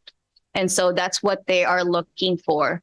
And in addition, they want to offer some summer camp for drama. And right now, I believe they're just thinking of current students, but what they would like to do, expand it to the middle schools in the upcoming years. For Westmore, their allocation is $176,110, and this is their current arts program, with 36% of their students taking at least 1 art class. And their plan is to offer photography. They put this course in their course selection sheet, and it is so popular. I know that photography was offered a few years back, but this is going to be digital photography. The other thing that I'm very, very excited about is that they will expand their theater program. And so 2 sections, we have enough students to sign up for 2 sections, start with that, and start a full-on theater program. There has been a talk that maybe, CTE and VAPA, Visual Performing Arts, could partner up. So we have Miss Cabarley doing the costume. We have a teacher doing the choreography. We have Mr. McCurdy doing the stage. And so just a full-on theater program. So I'm very excited about this. And then the last thing that I want to add about Westmore is that because they're expanding to a 7-period day, they will also be offering jewelry, another popular class. So excited. Can't wait to see what they make. And then also digital arts is another area that they would like to expand on.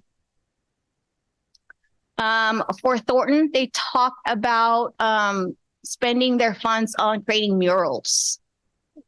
And so I'm very excited to see what that would look like. And for adult transition, I know earlier we mentioned that our students in the transition program were part of the Creativity Explored.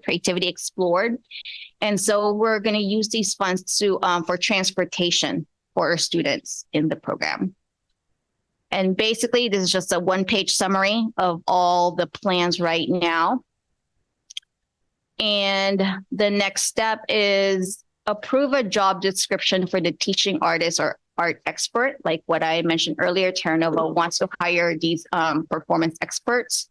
And also, there may be an instance where it will be really difficult to find a credentialed visual and performing arts teacher. So what this would do is we can hire like an expert jewelry maker that could co-teach or team teach with a current teacher so that we are still offering the course, but we will have an expert that will be able to help the class. So it could be, you know, per unit, it could be a semester. It will give us a lot of flexibility on what this could look like.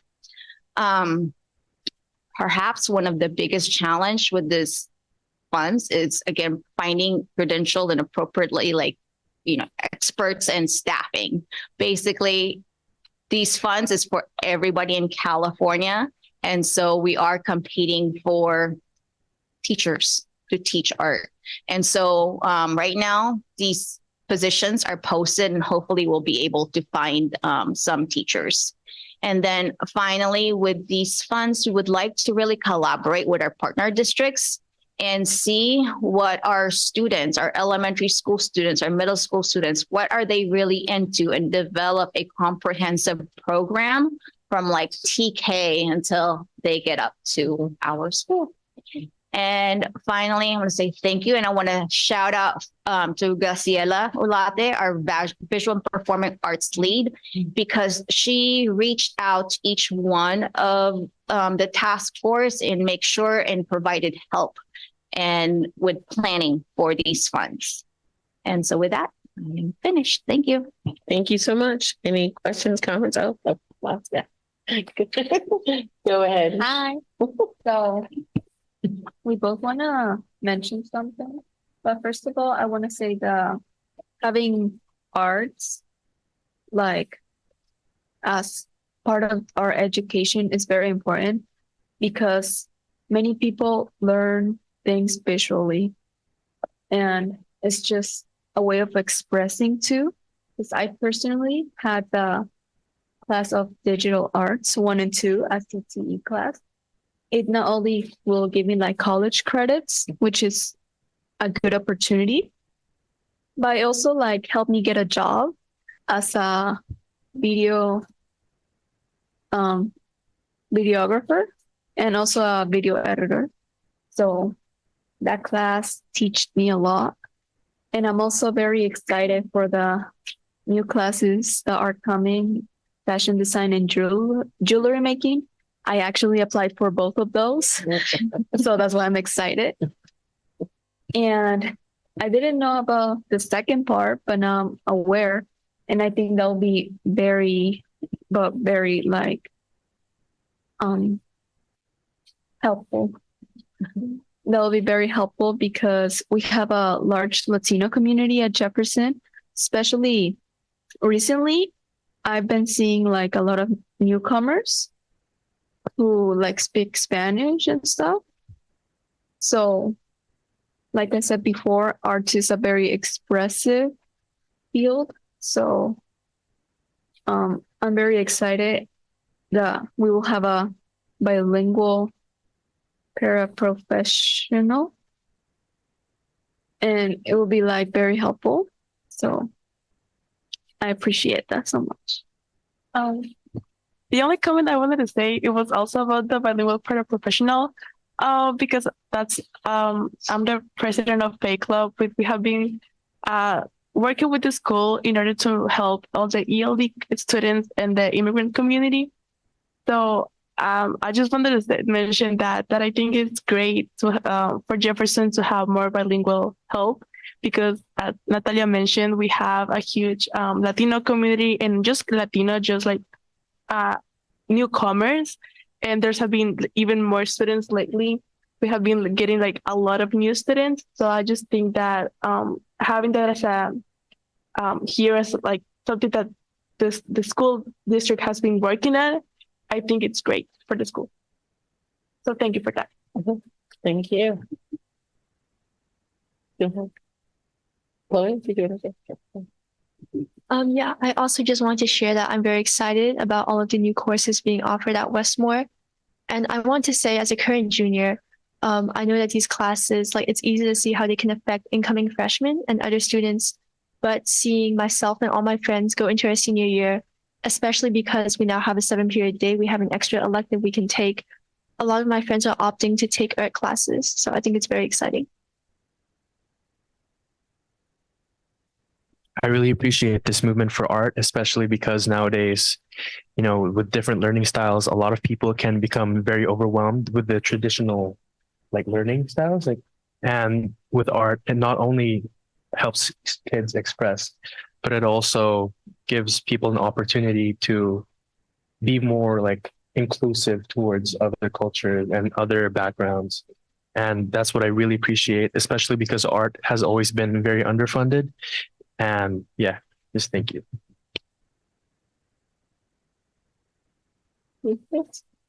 Nothing to add other than what the students said. I mean, Yeah, they nailed it. They've said what I think I've been thinking, so it's perfect. Yeah. No, thank you so much, Ms. Baca, for the presentation.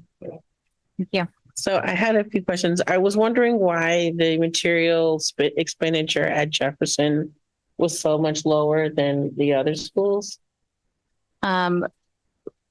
Because of their allocation, and then the cost of the staffing is a lot more. However, if you look at the expenditure of their current expenditure right now, it's pretty high. So we have to match at least that plus the Prop 28. And also the current expenditures that I put in there is as of February 29th. So they are purchasing more materials right now, so it will increase. Okay. And it just leads me to the greater comment of of course we need staff to teach and to have the programs, but these programs are expensive material wise, and it kind of breaks my heart a little bit, the amount of fundraising, so it's additional responsibility. So it's just, I'm putting it out there, just thinking about, are there other ways to support? And I know we've talked about like education foundation or something that maybe, how can we help support all these new programs that are going to come in, and they're all going to be competing with each other for fundraising. Like, so it may impact current programs that we have now. So, yeah. Sorry. Yeah. And then I got that knowing look from Tony, like, yeah. And the other thing is, now that we're in a little ahead of this, and it does happen at some of the schools, and some of the students talked about this, thinking with a different cultural lens on what we offer. So, I love Greece. I love the one before Grace and some of the, but I do feel like it's very Eurocentric. And if we can look at some of the other offerings, just to diversify it up a little more, now that we have a little bit more money and can think about it, other schools have, florical programming. I know we currently have some programming, or not programming, we have clubs that are based around certain dance, and if there's a way we can elevate them. But just thinking about it, having it being a little bit more culturally reflective, closer, Mission Fusion is an example of this, where it has a mixture of just about everything. And then the last thing is just, attracting people. Like, it is going to be a little bit of a challenge. So I know before, it's just a request maybe to keep us informed if there's anything that we could possibly do to help as a board. When we were having issues with staffing, we got a little bit of report ahead of the time that the programs would start, ahead of the school year, to let us know, what the number of open positions. So maybe I'm including that in the report out on Friday, closer to when these programs launch, would be great. And that's all. I'm excited. I mean, I don't want to we got money, look at these problems, but I'm very happy that it is being funded, and that we can expand our art. And it's a art and science programming because it really helps art as a science. Thank you. So the next presentation, which will probably be next year, I will be asking our visual and performing arts lead to come also, because the plan is what it is right now. Knowing how complex everything is, it may mutate into some other completely different thing. So just, letting you know. Thank you so much. All right, now moving on to business services and our food service program update, turning it over to Deputy Superintendent Van Rehorst. Thank you, President Salahuddin. Good evening, everyone. Our food service director, Danielle Sweeters, put together this presentation, and unfortunately at the last minute, she had a family emergency and wasn't able to be here tonight. I know that she really wanted to be here. But I'm going to go ahead and give the presentation to the best of my ability. And if you have questions or comments that I can't address, then she will get back to everyone. So we're going to tonight go over, there we go, program highlights, our fiscal update, the program goals going forward, and then I have time for you to ask questions or have a discussion. So this is part of our Jefferson High School team right here. So 3 big highlights. One is that we have different food bars at all of our school sites. At Terra Nova and Oceana, they have salad bars. The configuration of those kitchens make it easier for students to have a place to have a salad bar. At Jefferson and Westmore, it's a lot more difficult to find an appropriate place for a salad bar. We haven't given up yet, but we haven't found it yet. At Jefferson, though, we started this grab and go part. That's what the picture here is of, where students don't have to go through any line at all, and they can get fruits and vegetables and snacks, as well as we also put the servingware out there for people who bring lunches from home, but maybe didn't bring a fork, and condiments. So students have been using that to stock up on snacks for after school, especially when they have sports or other activities. And so far, it's been a really big success. There was some worries that it would be misused and people would, I don't know, not use it properly, but we have not seen any evidence of that. And we're going to be starting a similar cart like that at Westmore soon.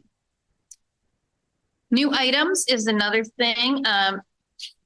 Director Sweeters has been giving a lot of training and support to each school site and allowing them to try menu items at different school sites that don't have to be tried at every school.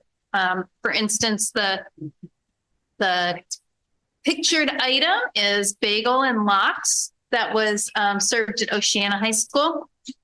Some other items that are new that have been tried, we have apples brulee, which is French toast with cream cheese and apples and cinnamon, all like blowtorched. We have yellow curry with coconut milk, taco salads, and banh mi sandwiches. Those are all some new items that were popular. We have improved the quality of food that we're purchasing. That is not a stock photo. That is avocados from one of our kitchens. Yeah. Yeah. Wow. So we have really increased the amount of money we're spending on food. And I'll go over the financial part of it in a little bit, but especially improved the quality of our bread, our fruit, and our vegetables. We have been getting much higher quality products than we've had in years past. We've also increased the number of staff members to prepare more fresh meals rather than using prepackaged items. We hired an administrative assistant for the program this year, and that has allowed Ms. Sweeters to be in the kitchens almost every day. And so that is really providing a lot more support to our staff to, so that they know how to use all these new products and feel like they can be successful. Here are just some more pictures on the next slide of some of the products that we've been serving, baked potatoes, chicken and vegetables, turkey wraps, salads. The bottom middle slide is the apples brulee that I mentioned. And then, mixing up the kind of produce that we offer to students in ways that make it more interesting and where they can get a variety. So I really like the little vegetable and fruit cups that they put together. Couple other highlights. The lines have gotten faster. Now, if you go watch any cafeteria on any given day, most lines are resolved within 10 minutes, which is really amazing. So students are able to enjoy their lunch and spend time with their friends and have a little downtime without spending all of it in line. That's because of the increased staffing. We also reconfigured some of the spaces at some of the schools, and we got new technology. Thank you to the IT team for support with that. But we have the students can now scan their cards or they can type in their number, and the systems were upgraded. We also have had a lot less turnover in staff, which I think is helping quite a bit. People are staying in their positions longer. I attribute that a lot to Director Sweeters and her support of the staff. She provides them with training to help them feel more confident in their jobs, as well as, offering sometimes get-togethers with the staff that help them feel part of the team. We also have the employee housing, which some of the kitchen staff live in, and I'm sure that has been helpful. But also allowing them more autonomy at their sites and being able to meet the needs of their individual students makes them, I think, feel better about their job. And then the last highlight that I wanted to mention is that we are feeding more students. About 32% of our students eat breakfast at school, and about 50% of our students eat lunch at school. And that is up significantly from prior to universal meals and prior to Director Sweeters coming on board. All right, then moving on to the fiscal update.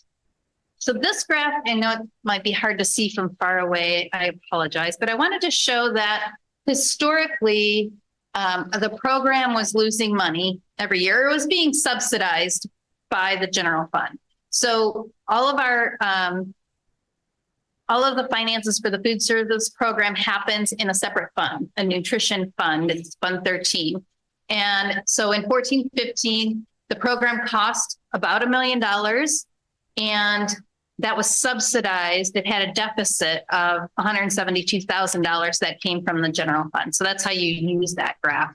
And you can see that all the way up until the 18-19 school year, we were really not spending very much money on the program, and we were losing money on the program.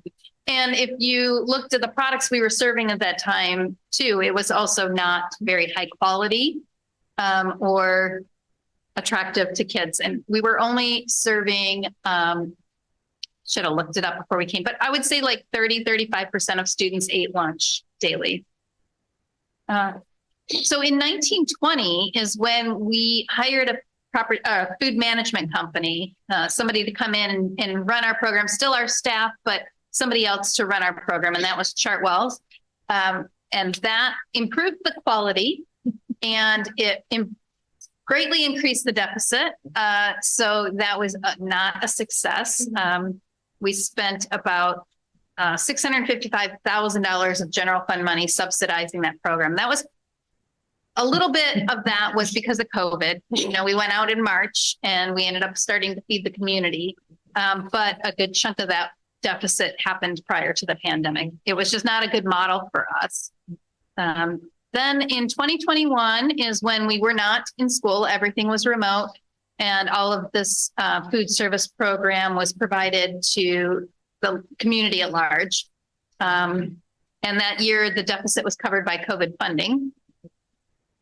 And then we came into the universal meals period. So after COVID, the state decided to subsidize schools and provide universal meals. So we are now reimbursed for every single meal that we provide to students. And that first year of universal meals, we had a $10,000 deficit, which is practically breaking even. That is, that's within the margin of error. And we spent about $1.4 million. And then last year we spent about $1.9 million and we made money, $200,000.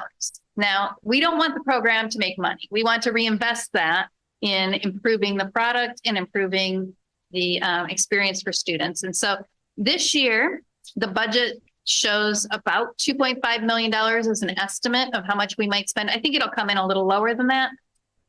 And we're estimating that we break even. So that is our goal, to find that sweet spot where we have the right number of staff, the right quality of product, to provide the best for our students without making money and without running a deficit. All right. So moving on now to the program goals. Okay. Sorry.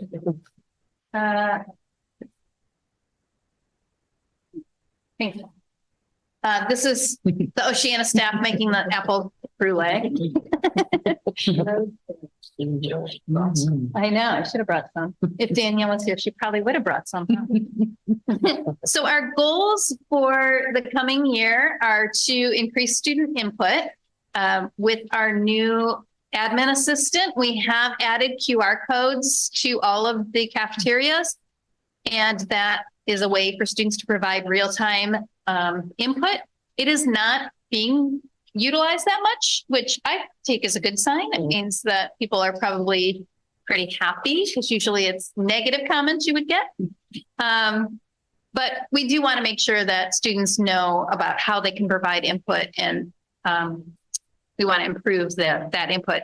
And the input we get now is mostly anecdotally, like when people tell the cafeteria workers what they like, or when we see that a certain product is in high demand. We also want to improve our sustainability. We've been focused on reducing waste and packaging. And the ways that we're doing that is Director Sweeters, in her time at the kitchen, she's helping the kitchen staff learn how to make meals that can be repurposed the next day. Like, for instance, if you make chicken sandwiches and they don't all go, you can take that chicken and cut it up and put it on salad the next day. And so we've reduced the waste in our kitchen by quite a bit. We have almost no food that's being thrown out.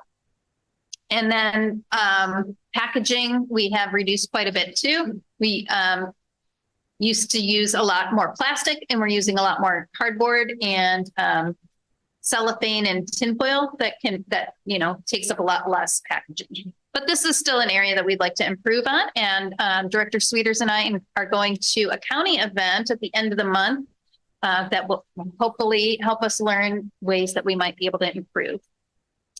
And then lastly, improving signage. So with the way that the cafeterias have been trying so many new things, the menu is often in flux. Like, even the ladies don't 100% know what they're going to make the next day. And that needs to, I think, be improved so that students know what is on the menu today, and at least what's going to be for lunch tomorrow, so that I know whether to bring a lunch or not, whether I like what's on the menu.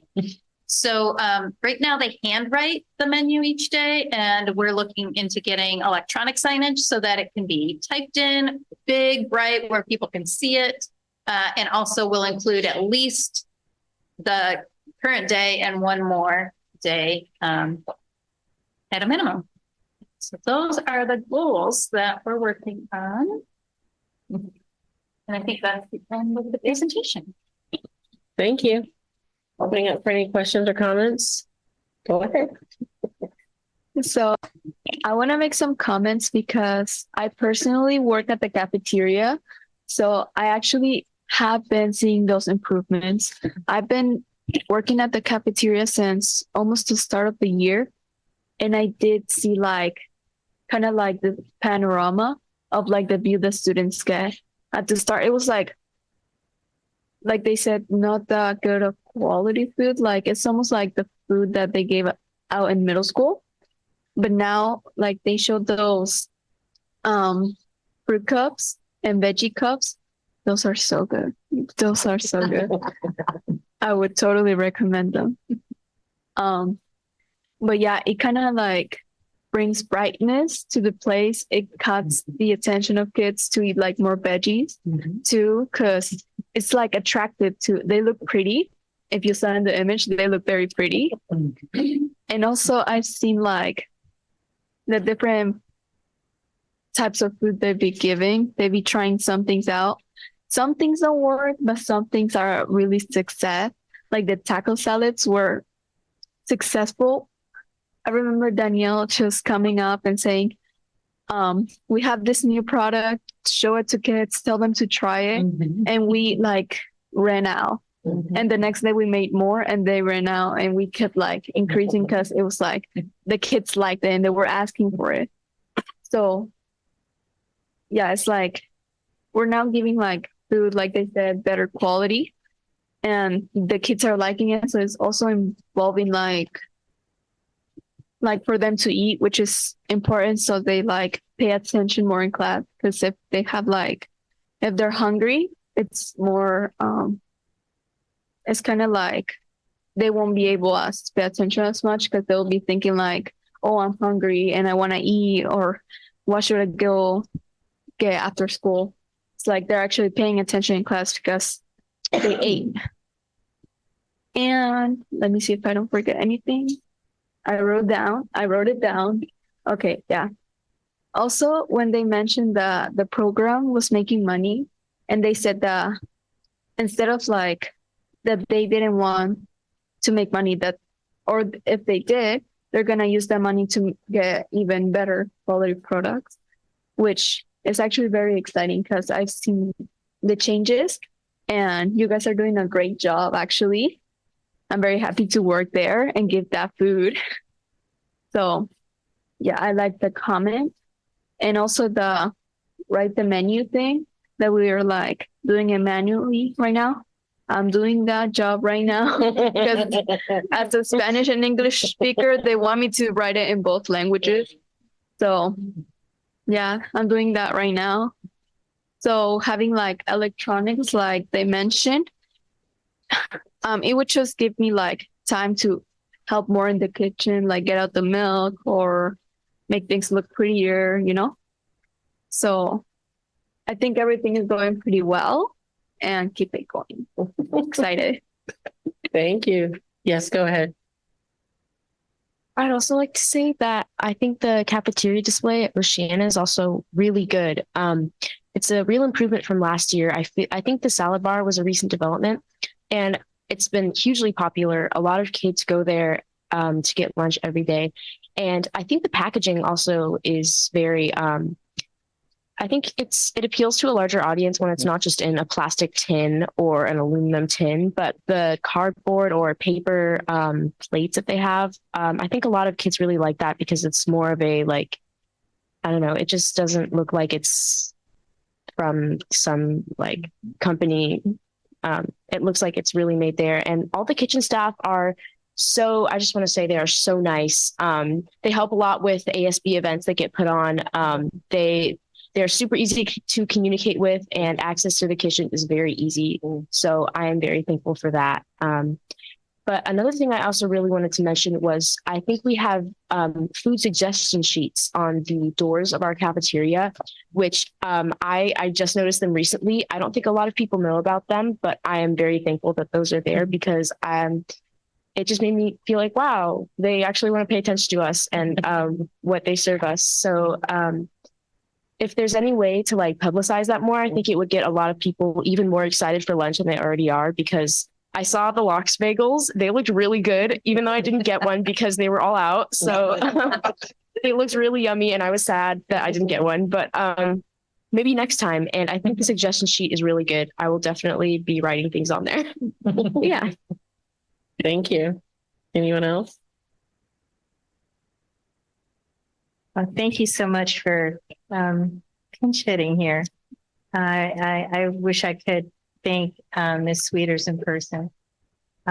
We remember the dark days of Chartwells, and so to see it say Chartwells and COVID-19 just goes together well.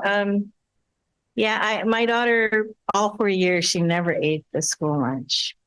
Of course, 1 year she was stuck at home. My cooking passed, but yeah, it just wasn't.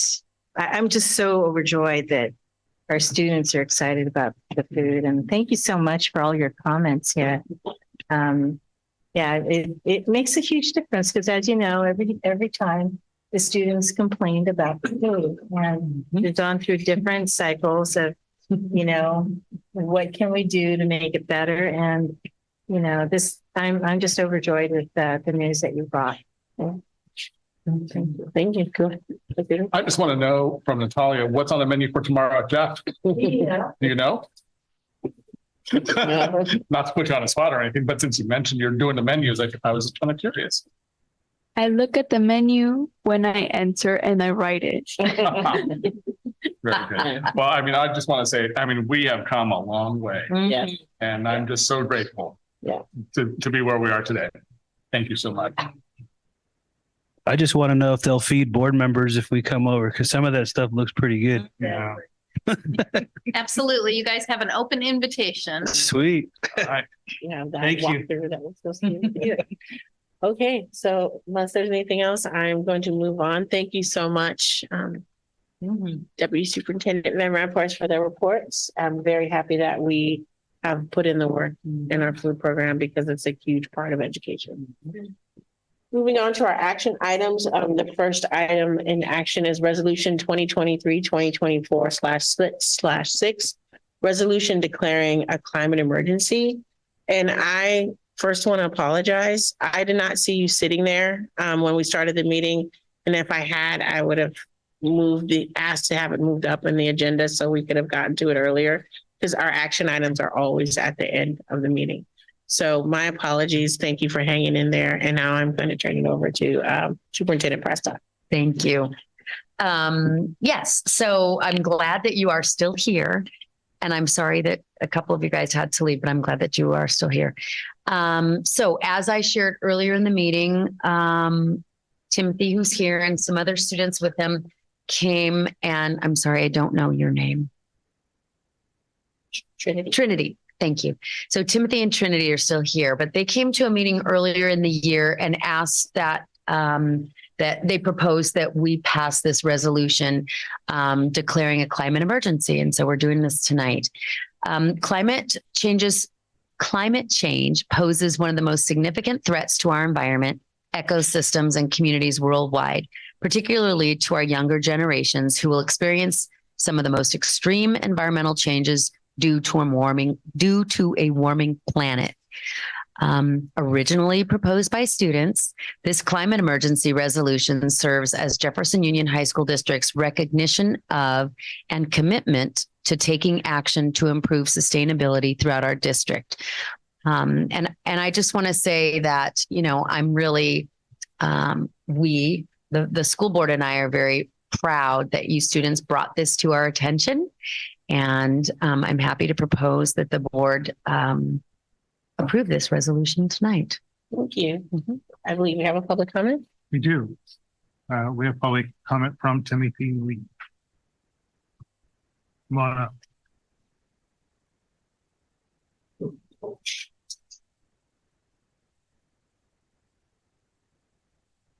It's getting late, so I'll keep it quick. But thank you guys for having me.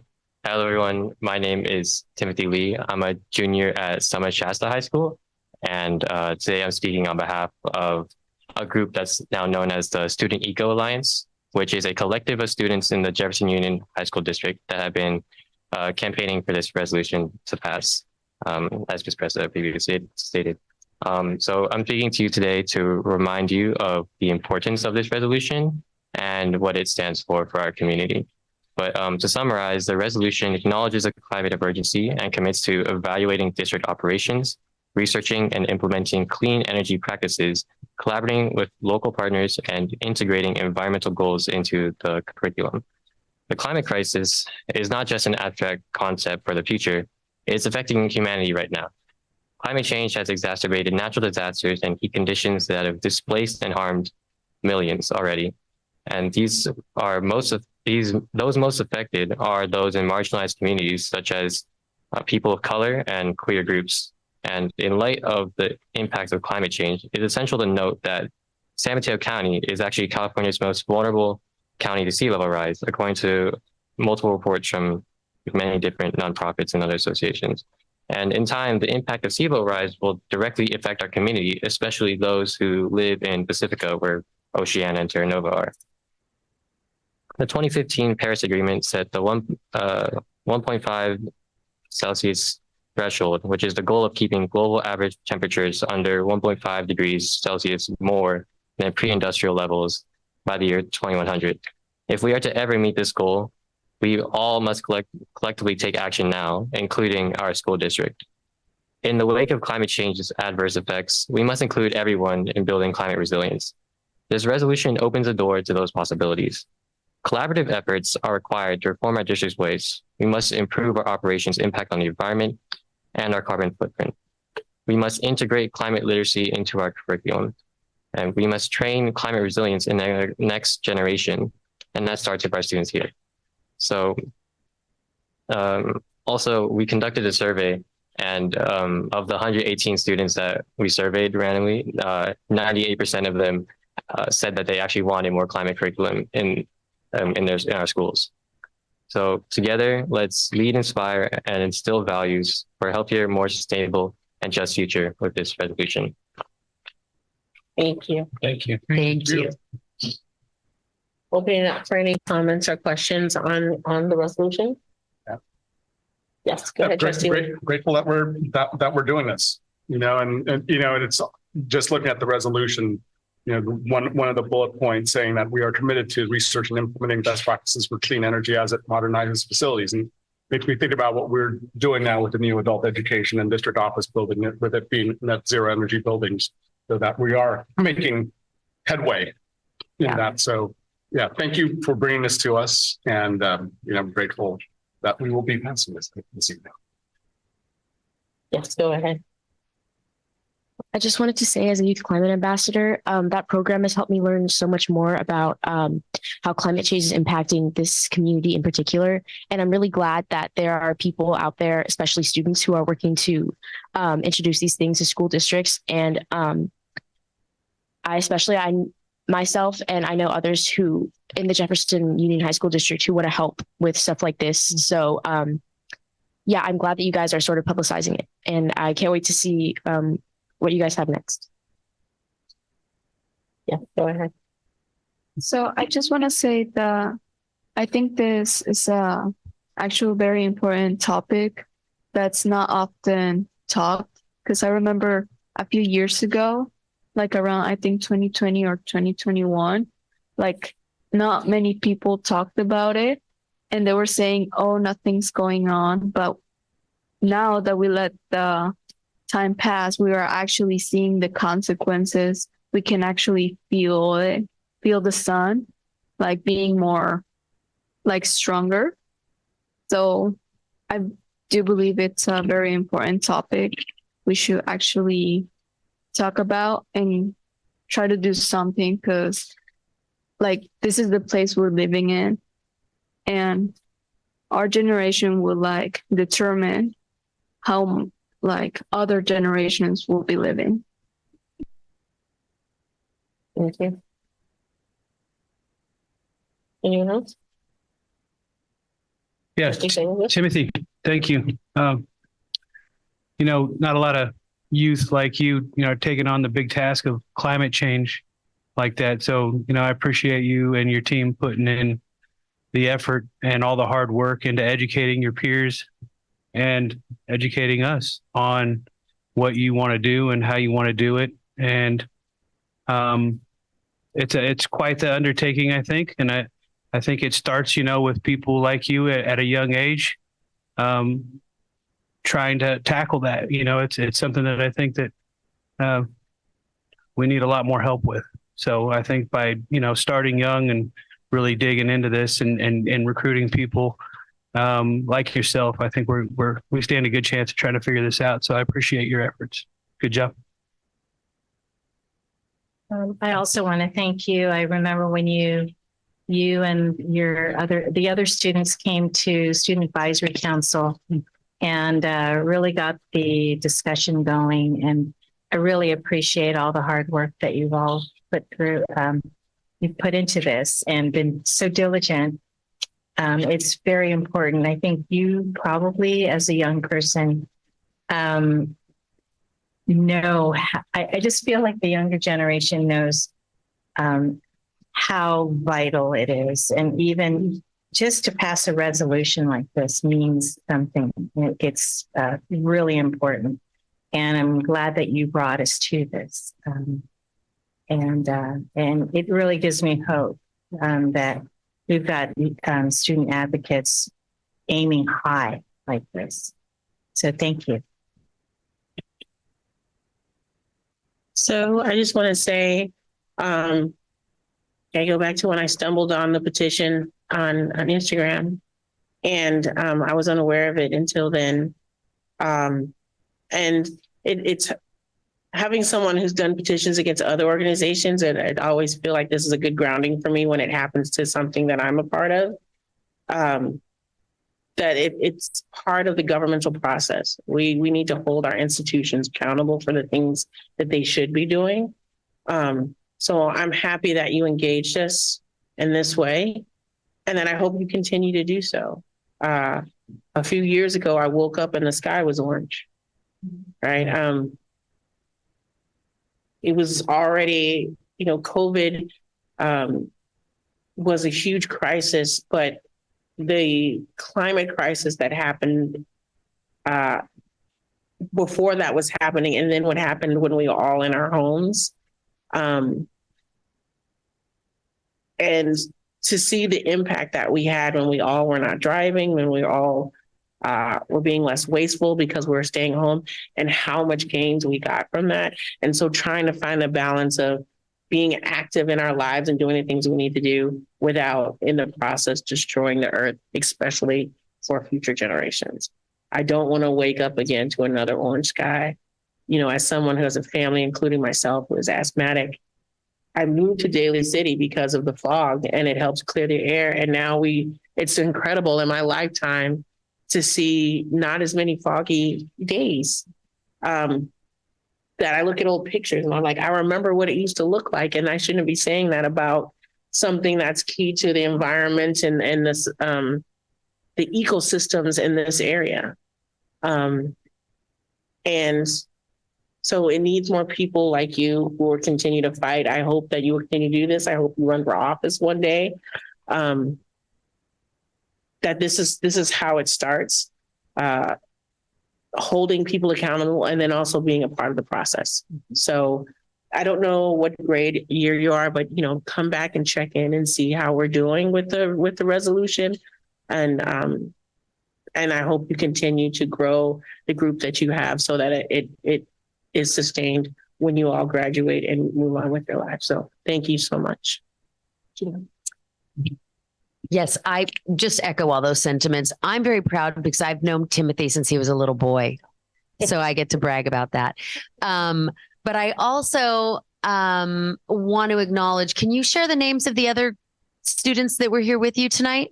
Do you want to actually? Yeah, do you want to come up here? Because I kind of want to acknowledge. So, and it's Trinity. Do you want to come on up? So we can see you on it. Yeah, because Timothy was the leader.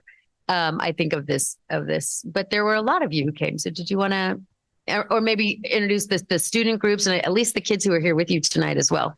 Yeah. So earlier with us today was Christine and Matea, who are students from Westmore. They're officers of the Westmore Environmental Action Club. Right. We also have members like Cherish is also another officer of that club. Mm-hmm. Francesca from Jefferson is the president of the Grizzlies Go Green Club. Mm-hmm. And then those are kind of like the members who are like the most active, but we've worked with other clubs from Oceana, Terra Nova, and then all the members of their respective clubs have also been instrumental in this petition and like spreading the word and everything. And I wish I could credit them all, but we don't. No, I'm putting you on the spot, but I do know that you had it was a coalition from all of the high schools. And so I'm really impressed by that. And tell us what high school do you go to? Oh, I go to Summit Shasta as well. Okay. Very good. Very good. So I'm really very proud of you guys. So thank you. All right. So with that, can I get a motion to approve resolution 2023-2024/6? So moved. Second. All those in favor say aye. Aye. It's approved. All right. You're waiting. All right. Good night. Moving on to approval of the JUHSD 2024-2025 governance calendar. Superintendent Presta. Thank you. So I'm actually not going to pull it up. So last meeting, thankfully, Trustee Walker noticed that we had a board meeting on election day. So we went back and looked at the calendar and thought about moving it to Wednesday of that week. There's a conflict with a conference that many of us are going to be at on that date. We thought about moving it the last week of October, because that would kind of give a pattern of every other week. But we know that we will probably be involved in parcel tax elections at that time. And so we conferred and just decided to pull that meeting off. We looked at what's typically on that November meeting. November is a short month because we have the Thanksgiving break. It's a pretty light meeting. So we're going to pull it off. And if it ends up that we need to add a meeting because there's just a ton of business, we can always add one, but we don't think it'll be necessary. So we've amended the calendar to just pull that meeting off. All right. Unless there's any comments or questions, motion to approve the amended calendar. So second. All those in favor say aye. Aye. All right. Moving on to consideration of future agenda items. Nope. All right. Sure. Go ahead. So maybe it's already on calendar somewhere, but I'd like to get an update maybe I don't know when, but at the end of the year about our progress in middle college. Oh, okay. All right. Any other items? Nope. Okay. Motion to adjourn. So moved. Second. All those in favor say aye. Aye. Aye. Thank you, everyone. Have a good night.